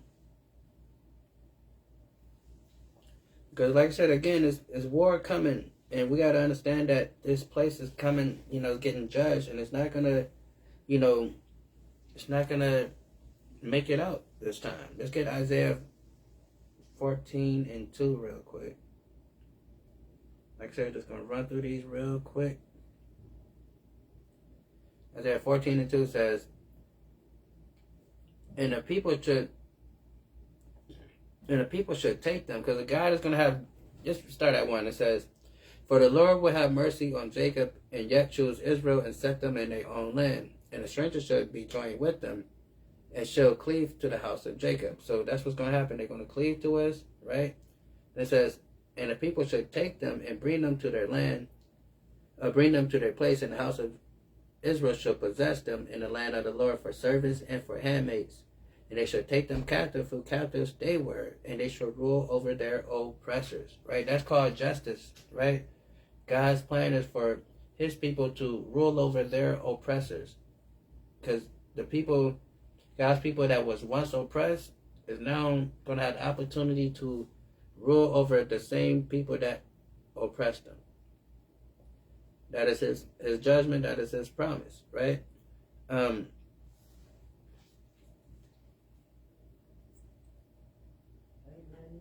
Then Revelation 14 and 8 in the state. And it says, boom, boom, boom. And it says, and there followed another angel, saying, "Babylon is fallen, it is fallen, the great city, because she made all nations drink of wine of her fornication." That's what they did. By their propagating their philosophies and pushing every country to do what they say. And the third angel followed them, saying with a loud voice, "If any man worship the beast in his image, and receive his mark in his forehead or in his hand, the same shall drink the wine of the wrath of God, which is poured out mixtured into the cup of indignation." And that's what's going on, because these people that's following us of philosophies and going to get the mark of the beast, be susceptible to taking the mark and following the ways of this society that that America pushes. It says, "If any man worship the beast in his image and receive the mark in his forehead or his hand, the same shall drink of the wrath of God, which is poured out without mixture unto the cup of his indignation, and he shall be tormented with fire, brimstone, in the presence of the holy angels, in the presence of the Lamb." Right? So, because these people are going to get destroyed, for following, after this way of life. That's why we have to separate spiritually from this place and how, they conduct themselves, and come back to the law, statutes, of commandments, and the commandments, and keep the faith in the Mashiach Yahushua, right? Second Esdras.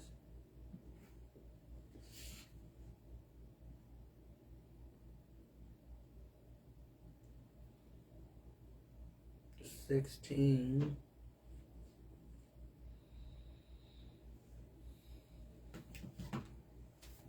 Second Ezra 16 and 13 says, "For strong is his right hand that bendeth the bow, his arrow that he shooteth are sharp and shall not miss. When they begin to be shot into the ends of the world." So when these countries decide to push that button and send those ICBM and those hypersonic gliders over this way, they're going to hit their mark. Whatever. Because we saw what Iran, them cluster bombs that Iran got over there is doing miracles over there. They can't do anything. They thought the little Iron Dome was going to do something, but it's been getting through their Iron Dome, because them cluster bombs is, they have nothing for it, right? So it says, "For strong is his right hand that bendeth the bow, his arrows that shoot are sharp and shall not miss, even they begin to being able to shoot into the ends of the world." Because Russia tell us that their bomb takes about 35 minutes to 45 minutes to reach America, and China says the same thing, and it can go all around the world, right? "Behold, the plagues are sent and shall not return again until they come upon the earth." So God said, look, I said what I said, these things is going to happen, right? There's nothing that we can say, do about it, right? It says, the fire is kindled and shall not be put out until they consume the foundation of the earth, right? So this nuclear war is going to happen. Everybody say, well, I hope we don't get nuclear. I hope we don't get that far. I mean, yeah, but no, it's going to happen. Because it says, the fire is kindled and shall not be put out till it consume the foundation of the earth. Like as the arrow which is shot of a mighty archer, return not backwards. So just like a mighty archer, someone that's an expert bow and arrow, expert in the bow and arrow, when they pull that bow and arrow back to shoot it to wherever they're shooting it at, that arrow is not going to fall to the ground and do a little flippy flop and don't go nowhere. It's going to go and hit whatever that archer is aiming at, right? So God is telling us, when them people put in their little launch pad, the coordinates to wherever they want these things to hit, it's going to hit wherever they say they want it to hit. Because like an arrow that which is shot of a mighty archer, return not backwards. Even so, the plagues that shall be sent upon the earth shall not return again. So God said, I said it, it's going to happen because I've spoken it, right? That's what's going on.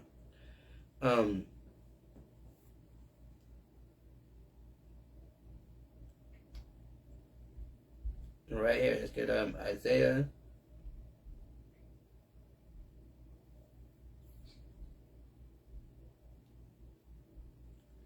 47:1. Isaiah 47:1 says, come down and sit in the dust, O virgin daughter of Babylon. So that's what this place, they need to come and sit down in the dust, meaning they're going to be brought to a low state. I'm not going to be no longer this prestigious place, right? It says, come and sit down in the dust, O virgin daughter of Babylon. Sit on the ground. There is no throne. So this place have no throne. They're not going to be this superpower forever. They're going to be dethroned and going to be sitting down on the ground in the dust. Because it says, there is no throne, O daughter of the Chaldeans, for thou shalt no more be tender and delicate. So this place is tender and delicate because they have the big old Atlantic Ocean protecting them.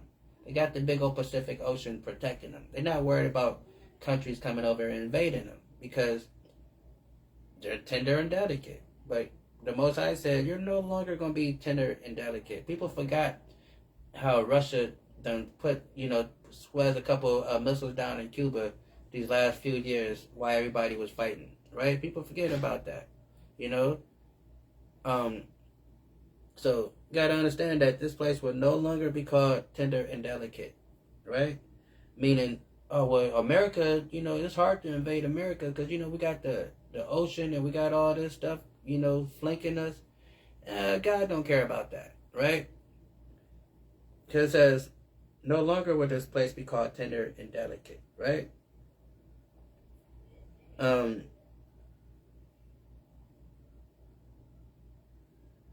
Says, no more shall be called tender and delicate. Take the milestone and grind the meat. Uncover their locks. Thy locks make bare the leg. Uncover the thigh.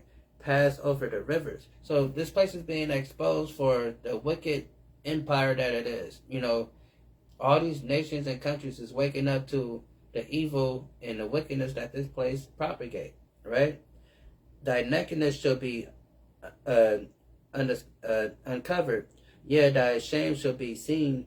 I will take vengeance, and I will not meet thee as a man. So the whole world is looking at this place and seeing everything that this place have been doing throughout history, and they starting to realize, like, yo, it's their fault.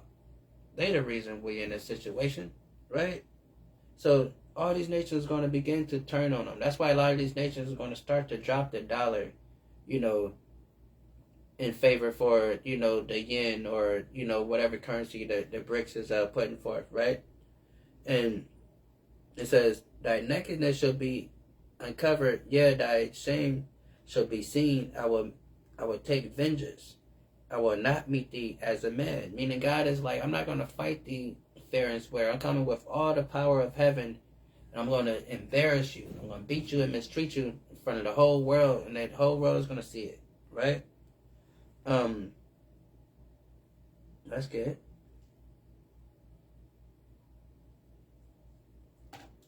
Let's get Micah really quick.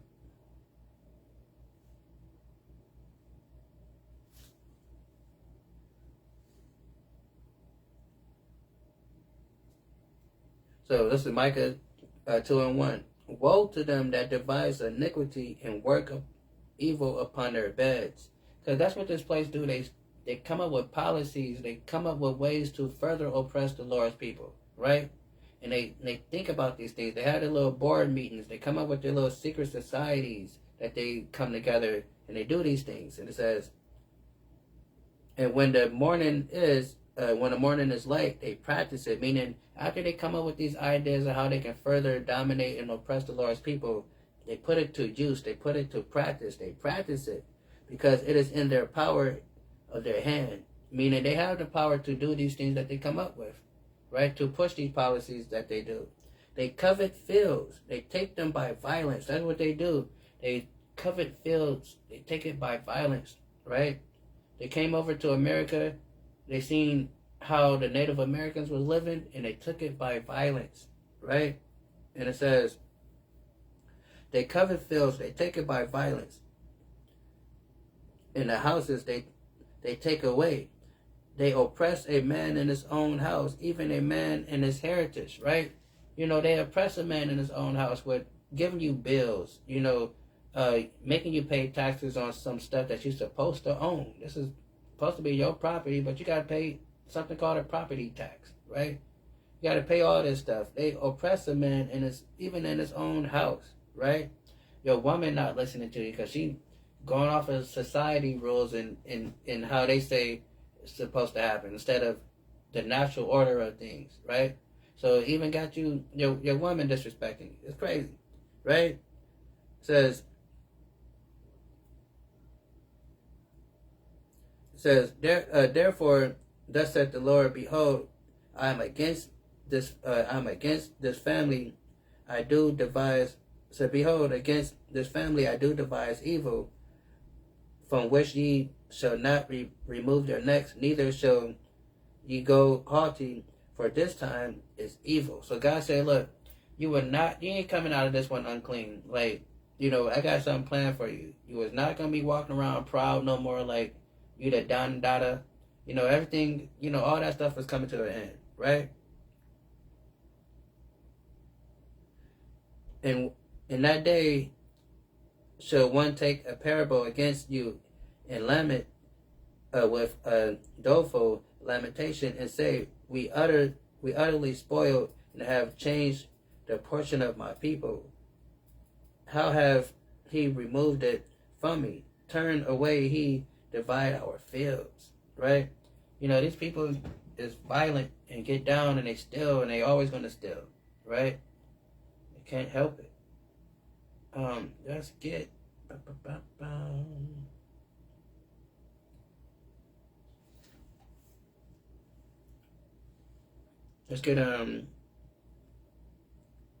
let's get this real quick.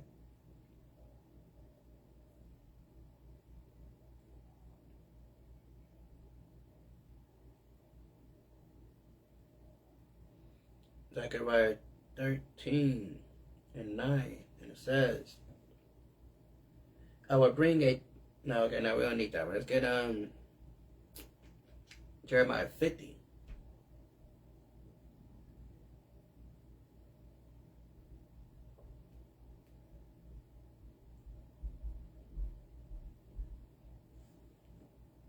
Jeremiah 50:13 says, because of the wrath of the Lord, it shall not be inhabited, but it shall be wholly desolate. Everyone that go by Babylon shall be astonished at her plague. So God is going to destroy this place. This place is going to be looked at as like, dang, you know, like, wow, it's going to be a monument of destruction. And people are going to understand, like, hey, don't be like that nation over there because they got destroyed. Put yourself and put yourself array against Babylon round about, and all ye that bend the bow, shoot at her, spare no arrows. So again, these, like we read earlier when it says the beast shall hate the whore. These other countries got nuclear weapons too. You know, they might not be as powerful as America's or whatever, but they got them too, right? And they're gonna all aim their weapons at this place, you know, at one, you know, in the coming future. And what it says, shout against her round about, and she have given the hand of her foundation as it says 14 says, put yourself array against Babylon round about, all ye that bend the bow, shoot at her, spare no arrows, for she have sinned against the Lord. Right? And that's what they're gonna do. They're not gonna spare no arrows. They're gonna push every, you know, button they got, right, to destroy this place.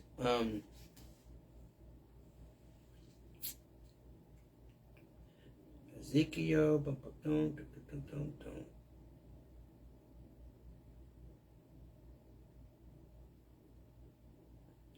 Ezekiel 27 real quick.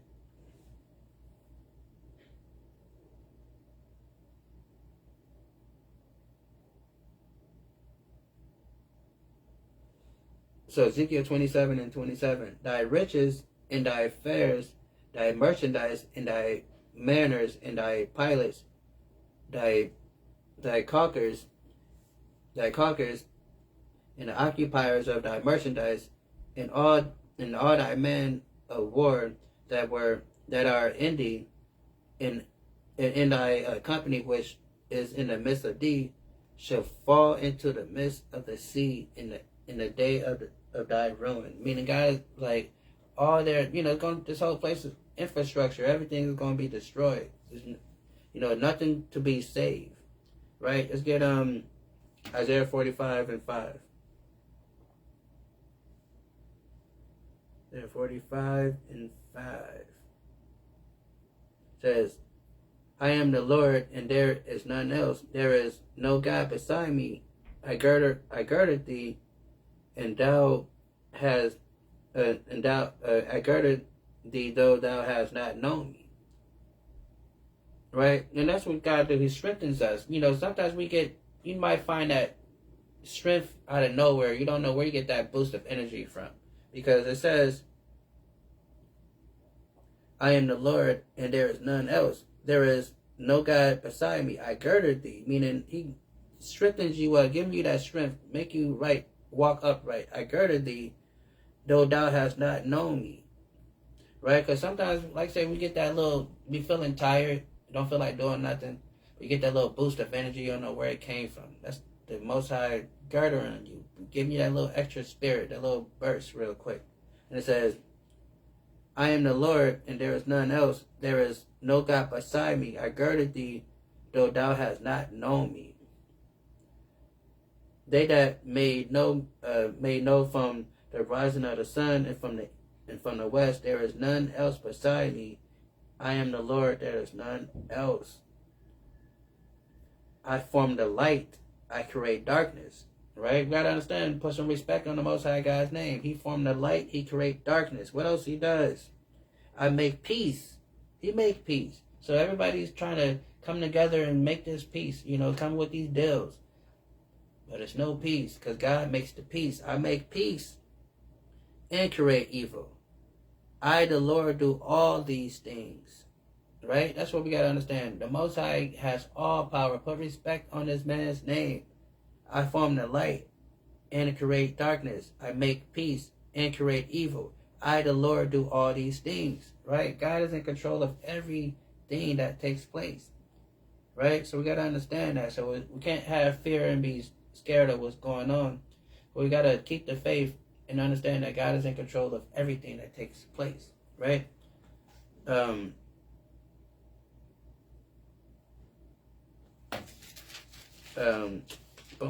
Let's get this real quick. Isaiah 47 and 9. It says, but these two things shall come to thee in a moment, and one day, a loss of children. So again, if you're familiar with the first Exodus, Most High unalive the firstborn of Egypt. But in this second Exodus, he's not going to just take out the firstborn. He's going to take out the secondborn, the thirdborn, the fourthborn, the fifth, the mother, the brother, the sister, the cousin, the uncle, your green-eyed granny with holes in her panties, right? He's going to take them all out because it says this. But these two things which should come to thee in a moment and one day, a loss of children and widow, they shall come upon thee in their perfection, for the multitude of thy sorcery and the great abundance of thy enchantments. Because of the wickedness and the sorcery and the ungodliness that take place, they're going to get judged. And Most High said he's going to take out the whole bloodline. It ain't going to be just the firstborn like he did in Egypt the first time. It says, and thou hast trust in thy wickedness. And that's what it do. They trust in their wickedness. They trust in their ability to manipulate and dominate. It says, thy trust in thy wickedness. Thou hast said, there's none see me. They think nobody can see them. Nobody sees the wickedness that they do. They think they can further, trick and manipulate people to be on board with the stuff that they're doing. It says, none see me. Thy wisdom and thy knowledge, it has perverted thee. So their wickedness and their knowledge into doing evil has perverted them. Just like that criminal that, feels like, they can't be stopped. So they're going to keep stealing because they haven't been caught yet, so they're just going to keep stealing. And after a while, you get sloppy in your doing, right? And it says, none see me. Thy wisdom and thy knowledge, it perverted thee. Because they gotten away with so much that they gotten away with, it's perverted their understanding of the world. They think they can just do this forever and nobody's going to do anything about it. It says, perverted thee, and thou hast said in thy heart, I am, meaning, I'm that nigga. You know what I'm saying? Ain't nobody gonna mess with me, because that is a statement of incomparability. I am, meaning, I'm he. Nobody's above me. I'm that dude. You know what I'm saying? We him, right? That's what America is saying, right? I am, and there's none else beside me. And that's how they treat the whole thing. That's why NATO have a problem with them, because NATO is treating them like, America is treating NATO like they're the help, and NATO like, we partners in this thing, right? And you treat me like we like the stepchild, right? But it says, thy wisdom and thy knowledge have perverted thee, and thou hast said in thy heart, I am, and none else beside me. Therefore evil shall come upon thee, and thou shalt not know from whence it arises, and the mischief shall fall upon thee. Thou shalt not be able to put it off, and desolation shall come upon thee suddenly, which thou shalt not know it. So again, how it says, he's coming like a thief in the night, right? So, and how they tell us in 2 Thessalonians, peace and safety. When they say peace and safety, sudden destruction come, right? So, and how Christ told us, it's going to be like in the days of Noah. People are going to be unexpected, living life like everything's cool. Then all of a sudden, all hell breaks loose, and nobody's going to know, because it's going to be on a great, nice day when everything is cool, and nobody expect anything, right? But that's when it all breaks down. And it says, thou shalt not be able to put it off, and desolation shall come upon thee suddenly, which thou shalt not know. Stand now in thy enchantment. Right? So God says, look, stand in your enchantment. Go do your little witchcraft. Go to your little bohemian groves that y'all like to go to. Go find you another Epstein Island to go hang out at. You know what I'm saying? Go get you a little skull and bones stuff. Go find your little Owl of Molech to go burn in the woods somewhere, right? Go do your thing that you people do, right? That thing you do, that thing. Stand down in thy enchantments, and with the multitudes of thy sorcery, wherein thou hast labored from thy youth, Like, you people always been into that type of stuff. Because like we said earlier, they don't believe in God. They're godless. Right? And it says, has labor in thy youth, so if thou shall be able to profit, so shall be thou mayest prevail. So God says, yeah, go do your little witchcraft stuff, go do your little stuff y'all like to do in the forest, your little sorceries, your little secret societies, your little Masonic stuff, whatever y'all the witchcraft stuff y'all like to do. Go ahead and do it. Go try it. Go try it. God looking at the angel like, hey, watch this, watch these things. Watch. They think they got it. Watch this. Do that little magic trick when you do the little fire in the owl thing. Go watch this, right? God say, go ahead and do that stuff, right? And it's gonna be to their own destruction, right? Because it says, and he says, so if B shall be able to profit. So God says, see if your little witchcraft stuff gonna work in that day. Your little sorcery, your little manipulation tactics that you use to try to trick the people. See if that's gonna work, right? And it's not.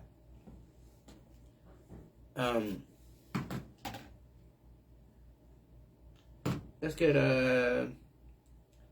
Revelation 6 and 15.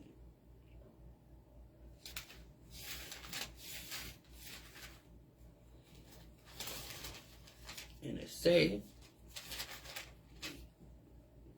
the kings of the earth, and the great men, and the rich men, and the chief captains, and the mighty men, and every bondman. Because again, God has told them, go ahead and do your little enchantments, do your little witchcraft stuff. The little stuff you like to do when you like to put on little buffalo horns and run around half naked in the woods. Go ahead and do that stuff. But that's, go ahead. I like it. It looks funny. Right? Go ahead and do it. Right? Because it says, oh yeah, boom, boom, boom.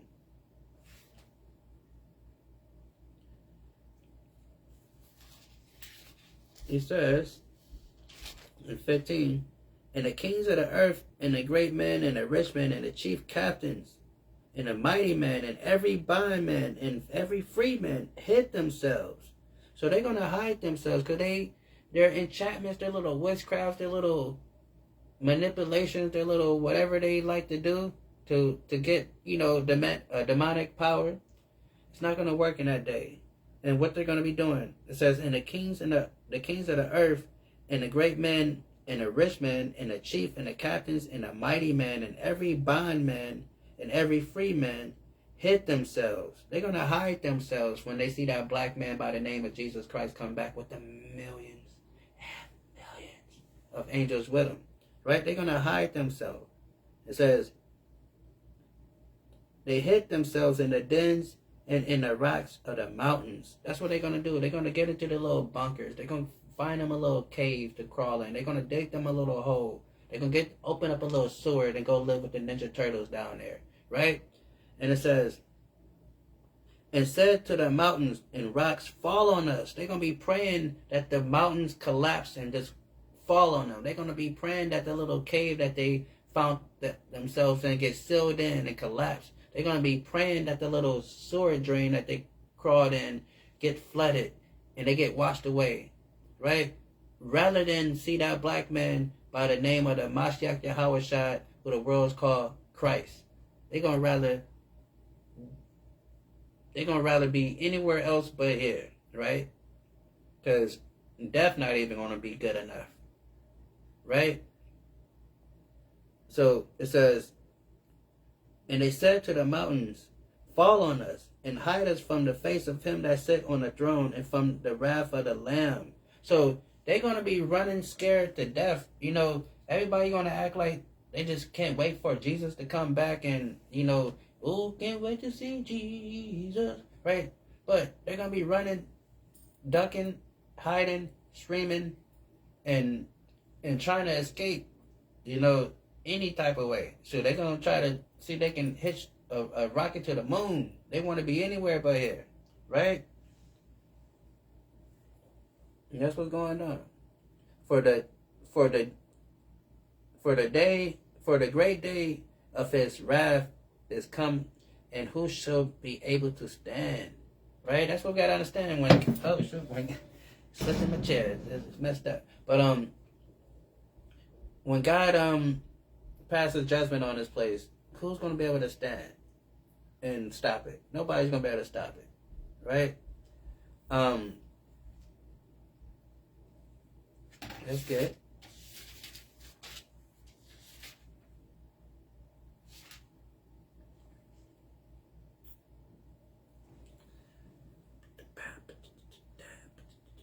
Let's get Nahum real quick. Nahum 3 and 4.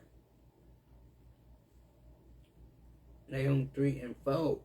And it says this.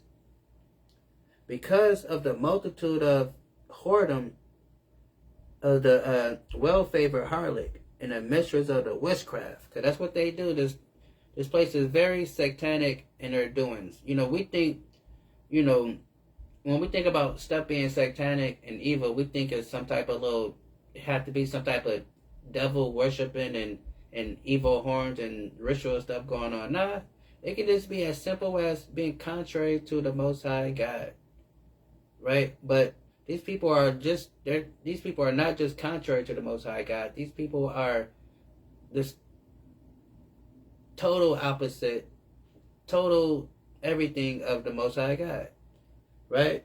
Because of the multitude of the whoredom of the well-favored harlot, because this place is, you know, is valued. They look at America like this is the place to be.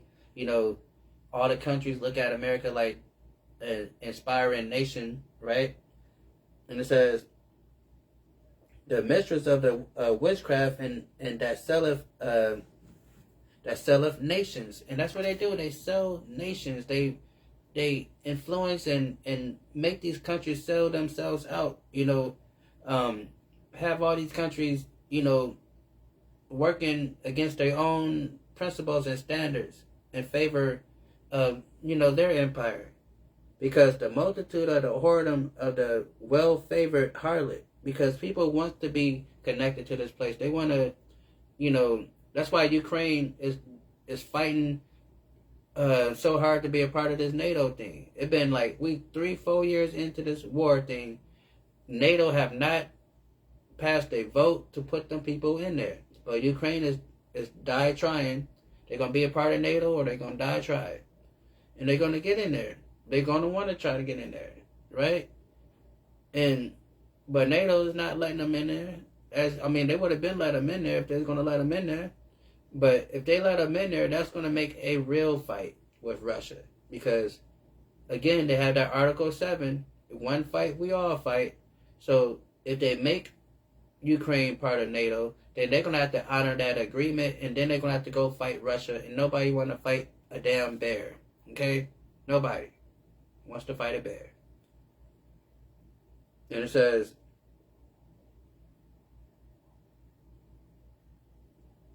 let's get Jeremiah 51 and 49.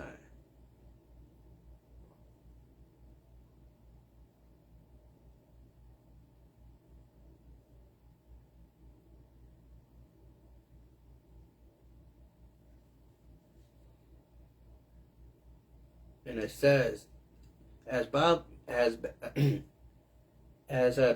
has caused the slaying of Israel to fall, so at Babylon showed the slain of the earth. Because this place has unalived God's people at an alarming rate, right? You know, ever since we stepped off them slave ships, we have been at their mercy, and they've been unaliving us at will with impunity, right? And it says, as Babylon has caused the slaying of Israel to fall, so at Babylon shall the slaying of shall all the earth, right? So the Most High God is going to pay them back and get with them for how they've been doing his people. You got to understand it. You got to believe it, right? Numbers 3 and 4 real quick.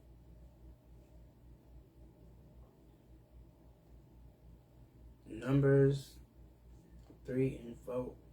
And it says,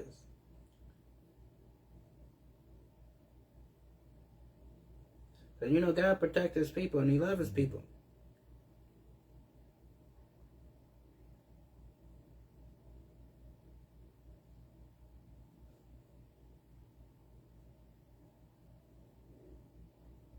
Hold on, no, we don't need numbers. Just go to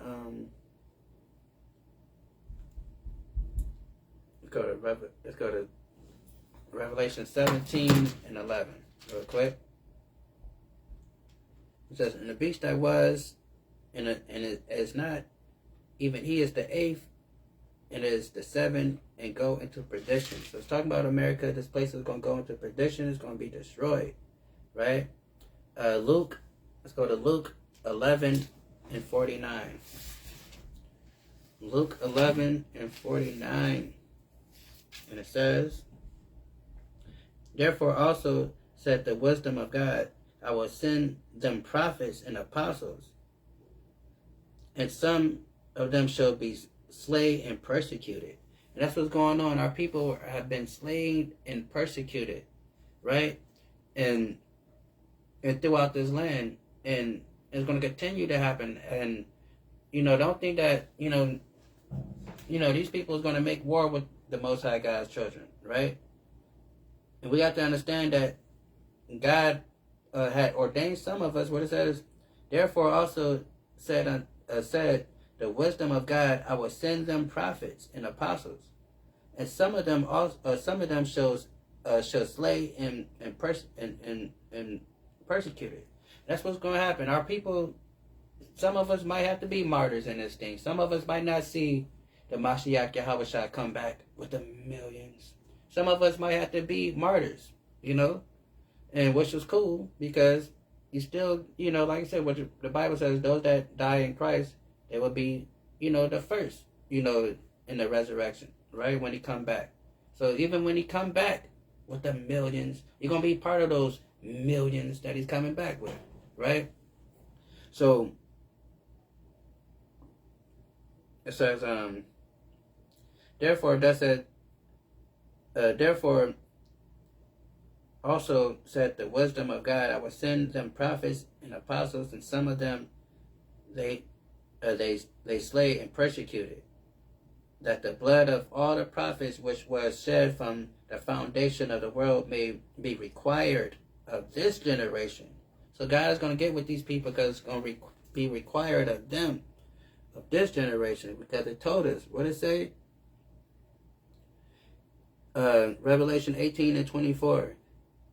And in her was found the blood of the prophets and of the saints and of all that were slain upon the earth. Because these people have a very high body count. Okay, you can go around the world and see the bodies they done left wherever they went. These people have the highest body count amongst the world, right? And they unalive our people at an unalarming rate, right? They do it very often and very good at it.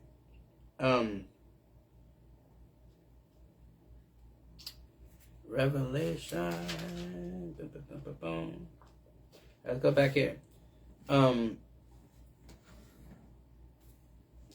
Revelation 18 and 20. Rejoice over her, thou heaven, and ye apostles and prophets, for God has avenged you on her. So all of this is for God to revenge his people, right? This World War III, this Armageddon, all this tragedies and atrocities that we're seeing taking place, global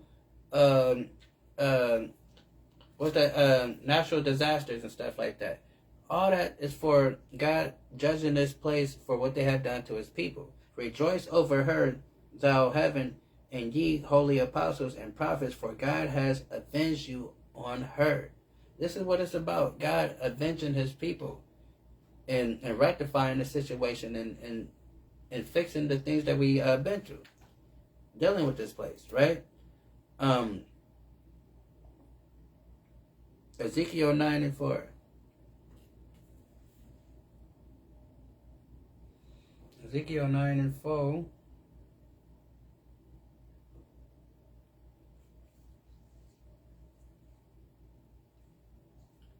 And it says, for the Lord said unto him, go through the midst of the city and through the midst of Jerusalem, and set a mark upon the foreheads of the men that sigh and cry for the abominations that are done in the midst thereof. And that's what the thing is. Our people, some of our people are so desensitized to the flight of our people that they don't see the struggle. They don't have that connection. I hear people say, well, I didn't live back then.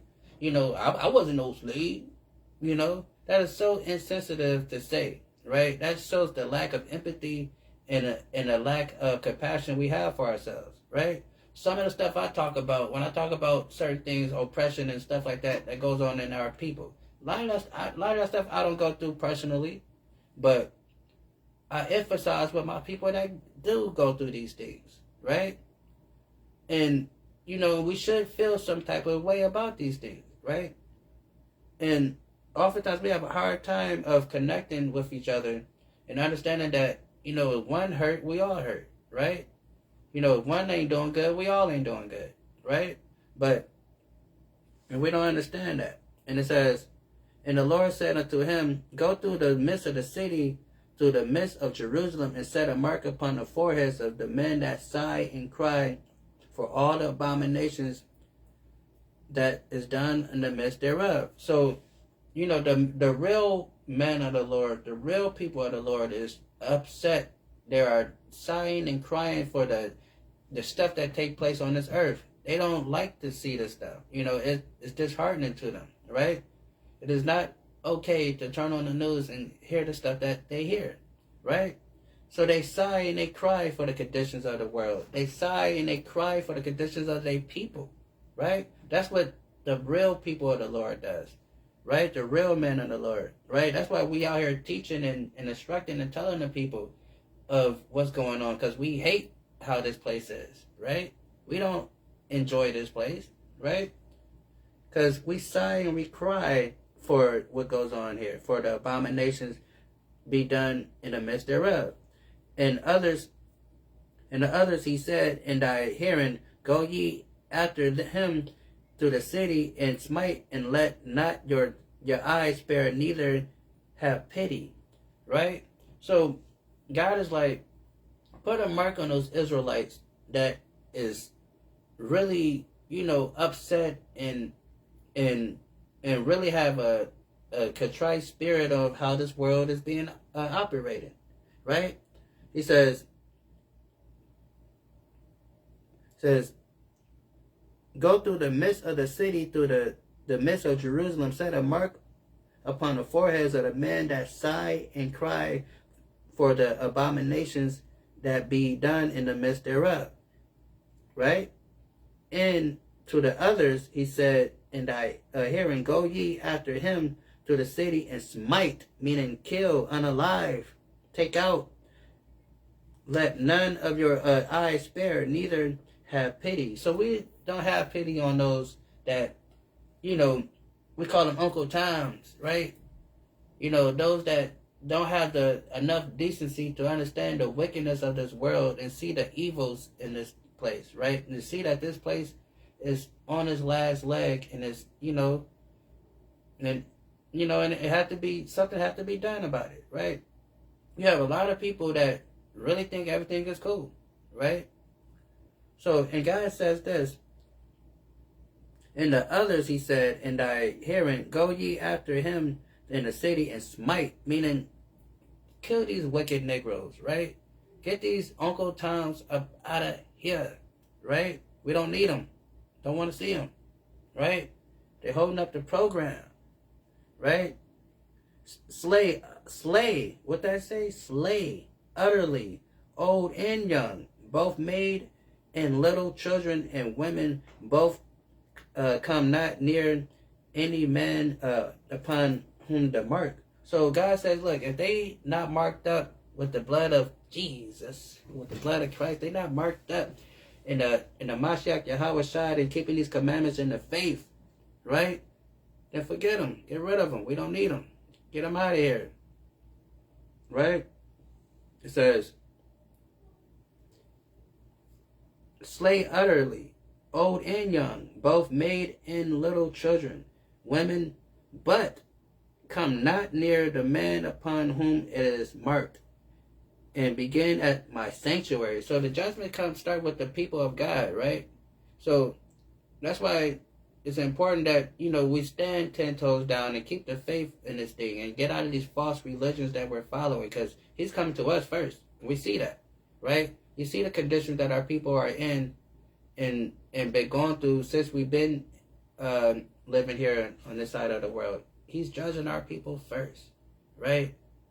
And as he judges our people, he's going to look around and he's going to get with these other people for what they had done. And it says,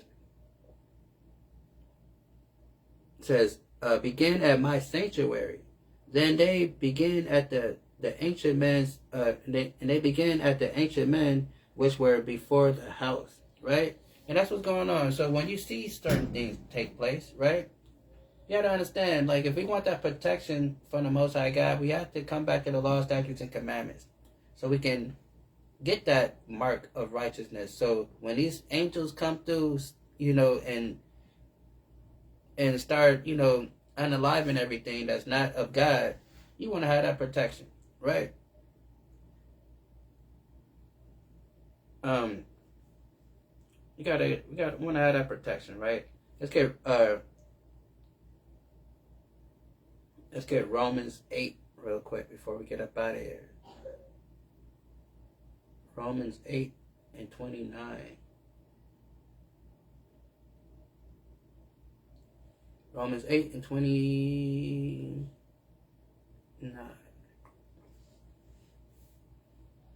And it say, from whom did he foreknew, he also did predestine to be conformed to his image,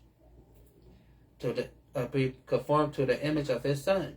So God already, set up his people, who he had foreknown to be, predestined to follow Christ, right? So, there's people that is already instructed to follow, the Most High God. So when we just read about mark those that sigh and cry, right? So there's a group of people that been set up from the beginning of the world that God has set up to keep the truth and to, make sure that, the other people, stay within the faith, right? So it says, from whom has he did foreknew, he also did predestine to be conformed, right? So we are predestined to be conformed to the ways of the Lord. And those that, what we just read over here, that is not, that is, what it says, mark those that are sigh and cry, right? And those that is not marked of the Most High God. What was it? Let's read it one more time.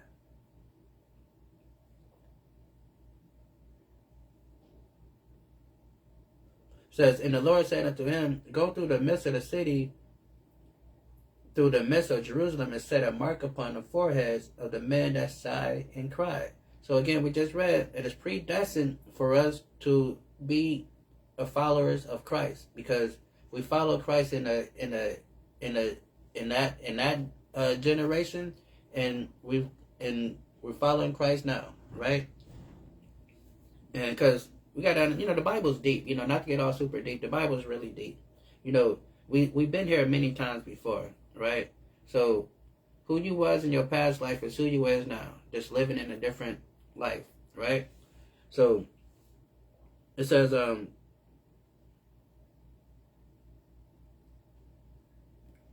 in the others he said in my hearing, go after him in the city and smite. Let not your eyes spare, neither have pity. Right? So some people are predestined to follow Christ, and some are predestined to be destroyed. Right?